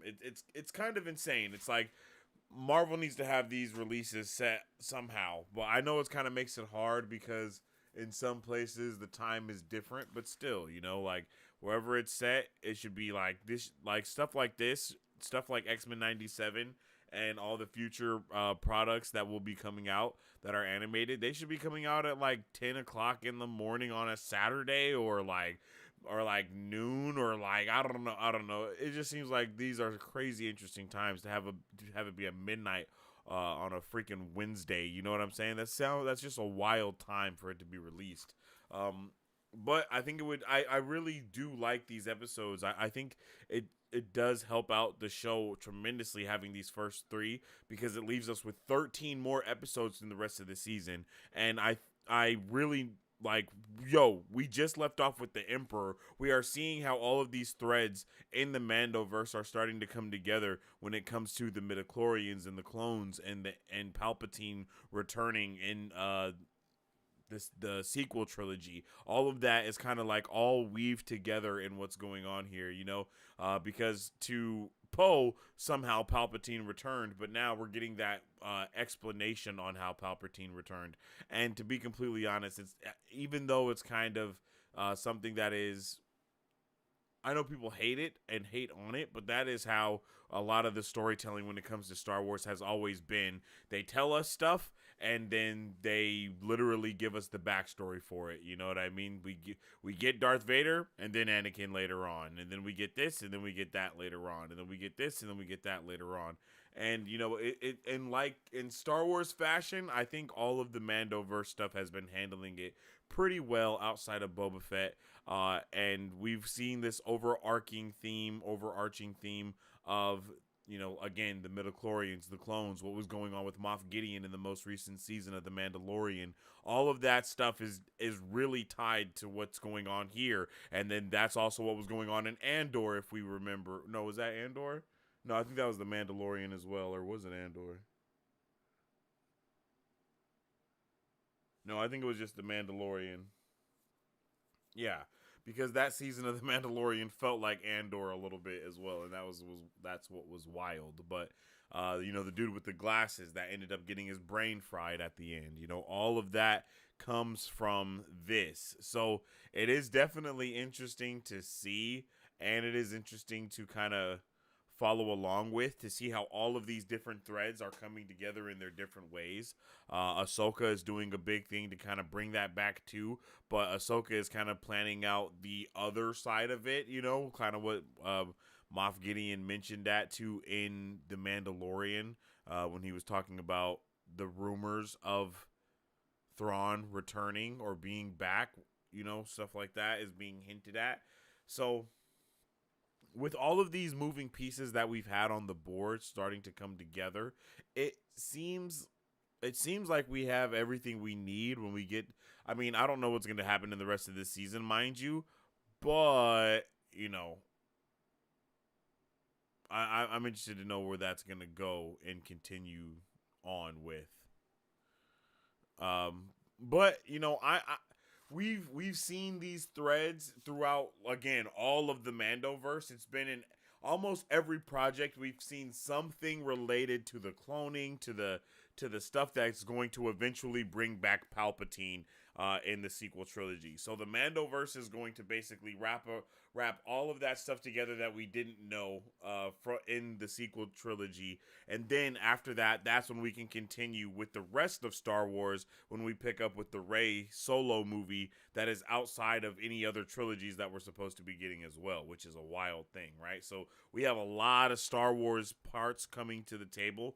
Ahsoka, all these other things, right? And then once we get that Mandoverse movie, which will be like our quote-unquote Infinity War book end type of thing, we will start, I think that's when we will officially start a new chapter of Star Wars going forward outside of the Skywalker saga. But we're going to do that in two ways, because we will be going backwards with the Acolyte, which will be set way before the Skywalker saga, and then we will have the sequel, not the sequel, but we will have the new Jedi Order movie that will be coming out post Mandoverse, and those two will be basically establishing points in the universe that we have not seen yet, kind of finally, I guess you can say. But not unfortunately, but you know, that's where we'll be at once we get to the end of the Mandoverse and all that stuff. Acolyte is also coming out pretty soon too. I would not be surprised if that got to be in the other. Yeah, I would not be surprised if the Acolyte somehow tied into what we're going to be getting in the future of the Star Wars universe, because if we pay attention to what Baylan was doing in Ahsoka, he was definitely going to tap back in with, you know, I can't remember what their names are, but you know, the original sources of the Force with the father, the son, and the daughter, and all that type of stuff, right? He's tapping back into that. So if we circle that back around, which we probably will, from the past, that may have something to do with where we are here. Don't know how those things correlate together. And then we also have the Skeleton Crew, which is also taking place in the Mandoverse. Possibly, I kind of think the Skeleton Crew's whole point is going to be to get Ahsoka back into our universe, but I might be wrong. But I think it's very possible for that to happen. But with all that being said, I really love this show. It gets it gets better, man. I'm not like, this is only the beginning, and we have 13 episodes left, and they do some really good stuff in Star Wars. I love Crosshair, and I just wish all of the Crosshair episodes that we get from this show was the overall tone of this show in its entirety, and not just like a couple of episodes spread out in the season. I would much rather have that super serious tone that we've had. Keep it the same with all the characters and everything, and then just have that on there. I really rock with Omega. I think I saw Derp say I hate Omega or something like that. But I really have a good time with Omega, because she is, I mean, this show does what Star Wars does best, just without the lightsabers. And I think that's kind of awesome. And when we are able to go on these adventures, and we're also getting this serialized storytelling kind of hand in hand. I think I talked about that with Invincible, when we get these serialized storytelling with it also being episodic in nature. It goes together hand in hand so well. It's kind of like peanut butter and jelly, and it just ends up becoming a really good, it's a good snack. And then if you want to eat that just for your meal, you can eat that just for your meal too. You know what I mean? Just like a peanut butter jelly sandwich. It's like, you know, oh man, I'm a little hungry, I can eat this to hold me over, or I can just eat a whole peanut butter jelly sandwich, and that be my little lunch today.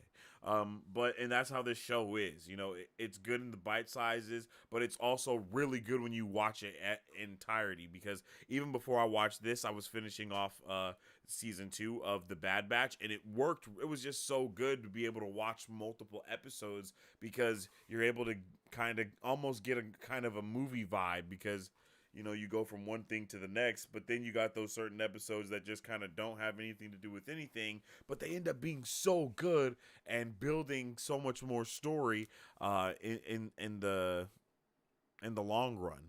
I really loved the episode with the city, with the tsunami that was happening. That was a great episode in this season so far. I mean, it looks beautiful. When Palpatine walked out of the ship, he literally looked incredible.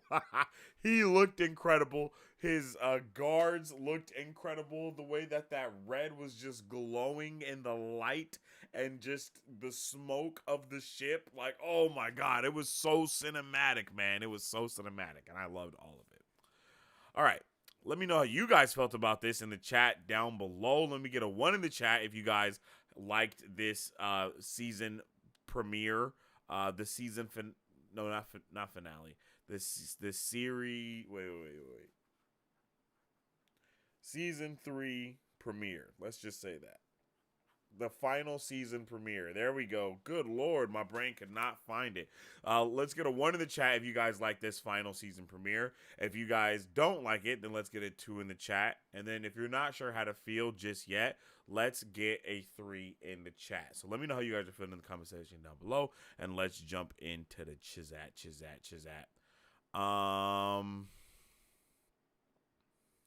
She has the same headband as Lobot from ESB. I'm not sure who that is. And what's up with my guy Akash? George Lucas. The George Lucas wipes are great. Yo, the show is so Star Wars, it's insane. You know what I mean? I said this already, but we need to have something animated come out in the theaters and it be super serious and it not be super jokey or nothing like that, and it just be a really solid show. That's really what we need. Yeah, it's all about the midichlorians, baby. And yes, I'm pretty sure that Sam Witwer is the voice of the Dr. Hemlock. Is that his name? I do believe Dr. Hemlock is Sam Witwer. Now, I may be mistaken, but it definitely sounds like him. Once Mari Sue pointed that out, I started listening. That's all I could hear. I couldn't hear anyone else.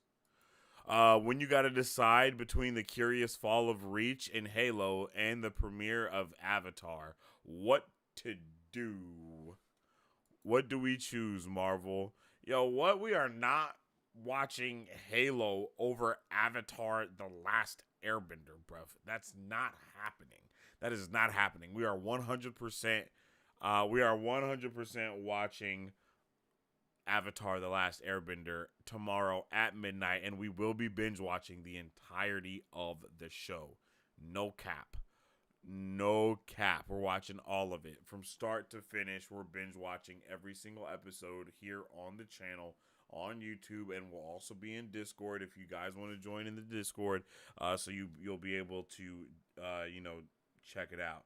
On YouTube, you're not able to watch the show with me. You have to watch it on your own side and kind of sync up. But if you join in the Cord, then you will be able to watch it with me. And then you'll also be able to put your own thoughts in the chat and all that good stuff. And then in the future, we'll have more watch parties and discussions and so on and so forth and so on and so forth.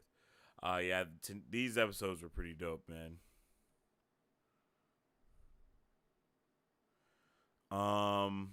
Try to binge Avatar all night. Yeah, bro, that's the plan. Kind of disappointing. It's all about Snoke. Was hoping they wouldn't go there, but I should have known. Oh, really? You're disappointed about that, man? Well, if you're disappointed, you know what I think? I think you should leave if you're disappointed. Nah, but for real, I mean, yeah, it was all in the writing, and it's not really all about Snoke. It's all about Palpatine, technically, but I feel what you're saying.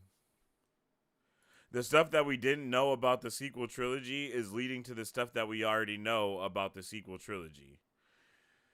Well, yeah, and that's kind of like like I said, that's kind of what Star Wars does. I mean, the prequel trilogy, the stuff we didn't know in the prequel trilogy is about the stuff that we already know in the original trilogy. And that's kind of how Star Wars is. And that's kind of one of my biggest gripes with Star Wars is that the story has never and will never be in a linear fashion. So it's like, for it to start being an issue now, it's like, that's just Star Wars, you know what I mean? Like, that's just what Star Wars is. So there's no way for it to be,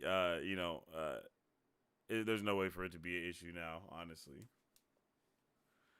because we're already so far into it, and we are like I said. I mean, look, we got we got Rebels, we got Clone Wars, we got Rogue One, we got all of those movies are about something we already know is going to happen, right? Because before, the big thing that we were getting all the information filled in for is Jesus Christ, but you know, like who's Darth Vader, the Empire falling, and all that other stuff, and the building of the Death Star with Andor. We're still getting stuff filled in for things we already know. You know what I mean? And we're getting an Andor season 2. So so all of Star Wars at this point is just filling in gaps with information that we didn't know to make other things make sense that we do know. All of Star Wars is just a giant retcon at all times. You know what I mean? Like everything is a retcon. They can always go. It's like, hey, here's the prequel to the prequel trilogy where we talk about how, you know, it's all about his mom and Anakin's mom actually also had midichlorians and you know, it actually wasn't an immaculate inception. Like, they could do whatever they want to with Star Wars because it's never been told linearly. I really hope Acolyte is good. I think Acolyte will be good only because I feel like what we got from Baylan in Ahsoka is what we're going to kind of get with Acolyte. And I'm okay with that because I thought Baylan was great. You know what I mean? I thought Baylan was great in Ahsoka. I wanted more of him. And I think that kind of dark side vibe that he brought is the vibe that we're going to get from the Acolyte show. I think that was just kind of a hint, if you will, of what we're going to be getting in the future. But that's just me. That's just me kind of theorizing. Doubt it will be, Tim. Derp is just a negative Nancy. Don't let him get you down. If someone let Zillo Beast escape on Mount Tantus, destroying the lab and prison inside, and hope Zemo Beast eats Dr. Hemlock. Oh. If someone lets Wait, who's Zillo? Wait, what is a Zillo Beast? If someone let the Zillo Beast escape on Mount Tantus, destroying the lab. Is the Zillo Beast that big? I don't know. I don't even know. What is the Zillo Beast? Because the little things were called like Lurkas or something. I don't know. I was trying to figure it. I was trying to remember, but I don't really remember hearing nothing about a Zillo. Maybe I'm tripping. It's like Zen aliens infested in Black Mesa in Half-Life game, more chaotic. It's not, then someone make a sketch as a... Oh, you're saying what something can happen? Something that can happen? Oh, okay. I would like to see if that happened. If not, then someone could make a sketch as a fan made. Okay, I understand what you're saying. I got you. Yeah, that would be dope. That would be dope to see. I'm really interested in something that was introduced something that was introduced in the premiere is the fact that they are doing experiments not just with the clones and with clone midichlorians, but with midichlorians and other stuff as well. There is no way that beast did not have midichlorians in it, and it was also controlling the vines like its own tentacles. You know what I mean? Like, it was like using the Force to control the vines like it was connected to it. Of course, this is not anything that is 100% fact, but that's the conclusion that I feel like it's alluding to is, hey, here's this beast that has tentacles. The vines are also attacking you. Like, you know, we're following these vines to the beast. The beast has these giant ass tentacles. So it all is connected. And then we find out that they're also doing they're doing the tests on it. So it's like all definitely connected. Yet again.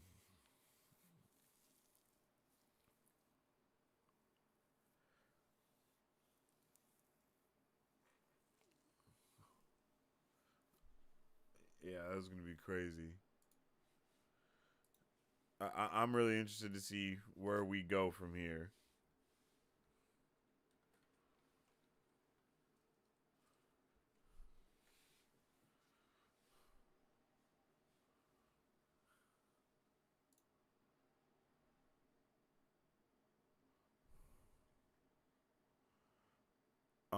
We just really need a new Star Wars movie that's not the Rey or Mando movie. Something brand new would be nice. Well, I don't know. I mean, the Rey movie is going to be something new and something old at the same time. And then we're going to get that new trilogy after that, and then that should be the new stuff that's not really connected to anything. But we're going to have the new Jedi Order set up by Rey and all that good stuff.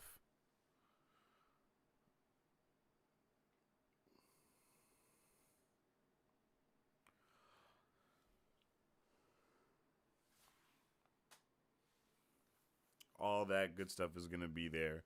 I'm excited. I'm excited, though. I'm excited for the future of Star Wars. I'm excited for the past of Star Wars as well.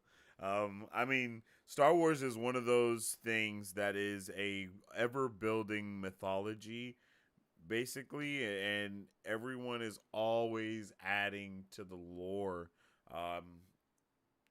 And I mean that in the form of there's comics that are coming out right now that's adding to the lore of Star Wars that the majority of people that watch Star Wars actually know nothing about.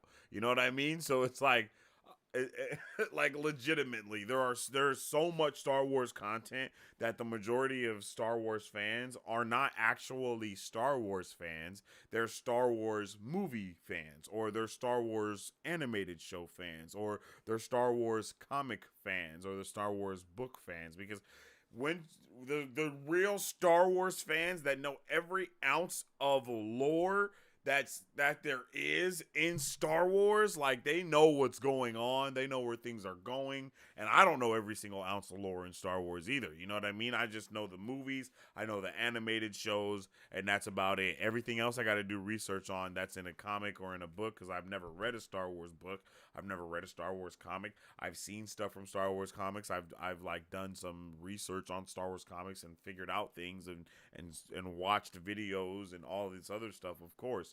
But I've never bought a Star Wars comic or a Star Wars book. You know what I mean? So there's a lot of lore out there that I'm unaware of. And even Mari Sue, when she was in here earlier, she was talking about a whole bunch of stuff I didn't even know about. There's Star Wars Legends. There's all this. There's canon Star Wars. There's non-canon Star Wars. It's shit everywhere, my guy. And there's constantly Star Wars content coming out for everybody. So I think it's gonna be. I think it's hard to have something brand new when you have this constant behemoth of content getting pumped out.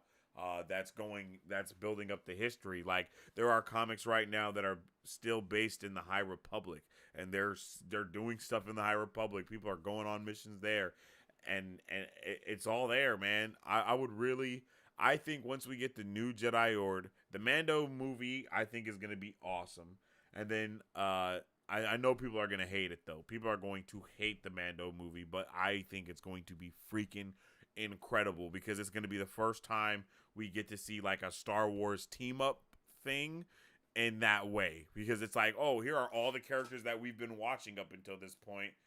Boom, in a movie form, you know? Like Star Wars Infinity War.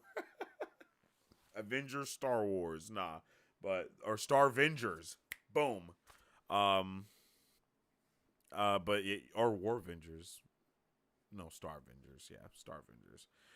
Because Star Venger Wars. Wow, it was right there the whole time. It's just the shows, the movies, everything is dope. I love it all. Like, I can't hate on it. I can't be too, like, while I am mad that we keep getting a lot of content that's just filling in blanks of things that we already know, but I really, really, really, really, really enjoy having all these things and getting to see stuff from different perspectives. Like, my favorite parts of Mandalorian, well, not my favorite parts, but some of my favorite parts of The Mandalorian is when we get to see Grogu in these other moments where things are getting hot and heavy. Well, pause. But where things are going down, and we've never seen those perspectives. I love seeing different perspectives of stuff. Like, I love seeing different perspectives. It's everything to me for some reason. Like, tell me about something, show me like Hawkeye. I like Hawkeye the show. It was whatever, right? But when we see Kate Bishop looking out her window and she sees Hawkeye doing the thing that he was doing in Avengers, like those type of callbacks and those type of like setups to other things, it's amazing. So that's the one thing that I do like about Star Wars, like how we hear about, what happened to the Mandalore, right? And then we see what happens to Mandalore. Like, bro, it's just different. Those things just hit different, bro. They just hit different. There's nothing else to say about it. I think the Zillo Beast skin was supposed to use as armor.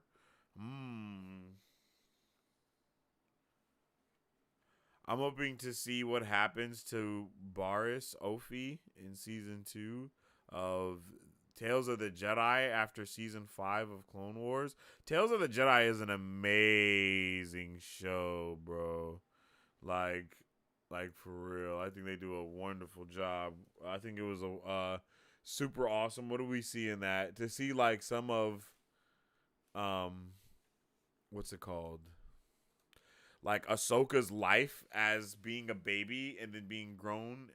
Like all of that was pretty lit. I love that. And Barriss was cool. Isn't she she's the evil one, yeah? Am I tripping? She's the one that actually did all the bad stuff and blamed Ahsoka and then ended up becoming a freaking Inquisitor? Is that right? I don't like Filoni's Barriss story. I think it disrupts, breaks canon. The movie Timeline Legends, Old Order 66 deleted scene makes sense to the movie. I don't know what you mean by that, brother. Pretty much Star Wars Endgame. There you go. Star Wars Endgame. But it's really Star Wars Infinity War because unfortunately Star Wars Endgame was episode 9. You know what I mean? Like, technically, that's Star Wars Endgame, unfortunately. Because that's like the big, everyone in the galaxy shows up and fights and all of that stuff happens. Like, that's just what it is, sorry. But now we get to go back and see Infinity War as well, you know? Because, yeah. I mean, I guess if we are getting really technical, Infinity War is episodes. No. I'm right. I already said what I said is correct. The Mando movie will be Infinity War. Episode 9 is Endgame, and then episode 6 is episode 6. Because that's kind of like the end that's not the end. Which is what all of Star Wars is. Like, you're never going to be able to have, like, a book end on Star Wars because it's a galaxy. And galaxies don't just end happily ever after. Like, shit going to keep going.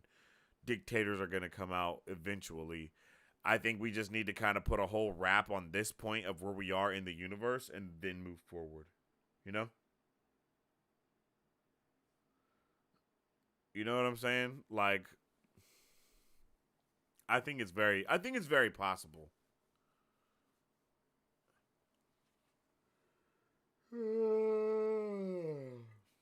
Give us Acolyte, give us all this other stuff, the Mandoverse movie, then have Rey set up the new Jedi Order, and what that's supposed to be like, and then we also will have the father, son, daughter thing taking its place with inside the Jedi Order that was set up, by Filoni and Lucas back in Clone Wars. That will actually start to matter, and as far as the Jedi go, because they really didn't care about it, but we know that is kind of the old way. So it's like the story of Star Wars is kind of the story of Star Wars, right? In the form of, and what I mean by that is the story of Star Wars is kind of the story of what people want from Star Wars, to where, oh, how, like, we want the old stuff, but we want something new. We want it to be like the old stuff, but we want it to be something new at the same time. So we don't really want anything new because we want it to be like how the old stuff was. So we really just want the old stuff again. You know what I mean?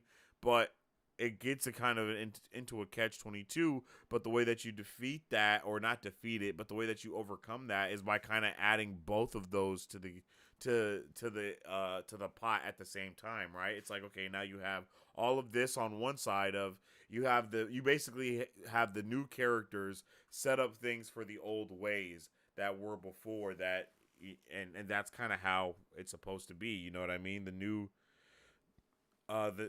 young folk are the ones that want to hold tradition the hardest. Like, that's kind of how things happen. And I feel like that's kind of where we are now, is we're going to see all of these characters come into the fray with knowing a lot more and understanding a lot more. And now with Filoni being, getting that promotion, man, and he still is like best friends with George Lucas, and they still like discuss things, and he's like, Lucas is still at the scenes of stuff, you know? I mean, when you have someone like George Lucas that just creates Ahsoka on the fly, and it's like, no, yeah, Anakin did have a apprentice, you know what I mean? Like, and it's like, no, he didn't, and he's like, yes, he did. And then you're like, okay, yeah. When you have a story like that, it's like anything goes within this story, man. And it is kind of mind-boggling to me how much more serious. I don't mean to say this in a bad way, but people take the story a little bit more serious than like George Lucas and like everyone else does, right? Like, they have fun with it, but they take it very seriously. But they have fun with it in a creative manner, and it's like, hey man, this is what the story is now, and that's just it. Like, they don't care about continuity, they don't care about any of that. They care about telling stories, and that's what they're going to do. And if that shit fits into what we want as the lore, then by all means it does. But if it doesn't, then guess what? They don't give a fuck. Like, they're going to create the stories that they want. They're going to tell what they want. Case in point, like I just said, Ahsoka, she's now a huge character, and not like all of that is a huge part of Star Wars. Look at everything that the animations have built up, whether it's Bad Batch, whether it's Clone Wars, Rebels.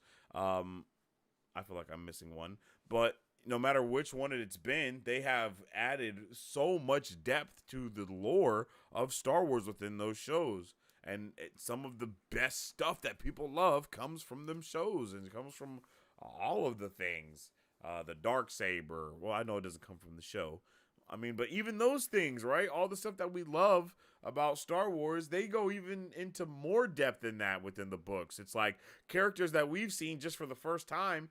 There's Star Wars fans that have been known about those characters because they've been in books and this and that and that and this. So it's just...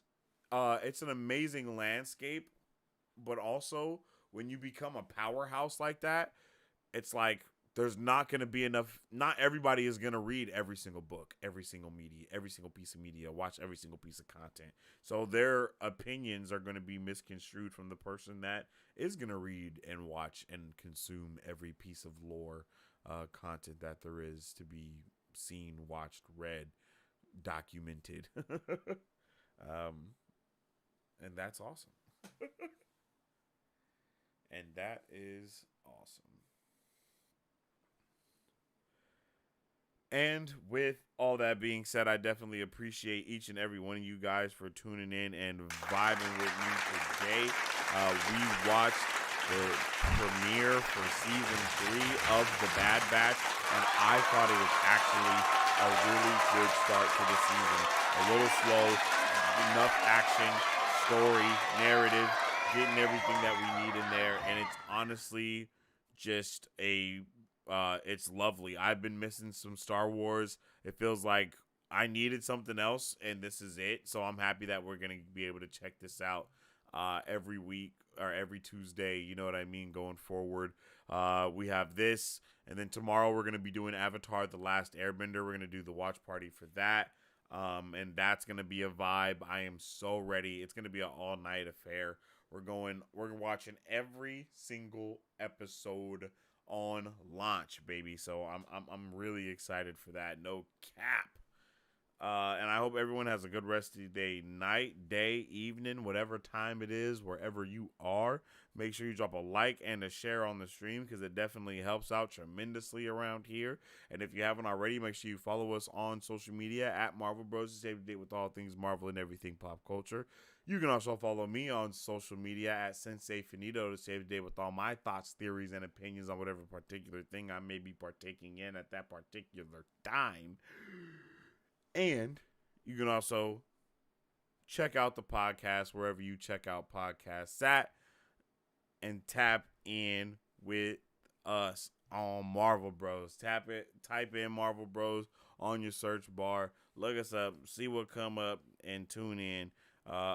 You guys are awesome, and I hope everyone has a fantastic rest of the evening, day, night, or whatever it is.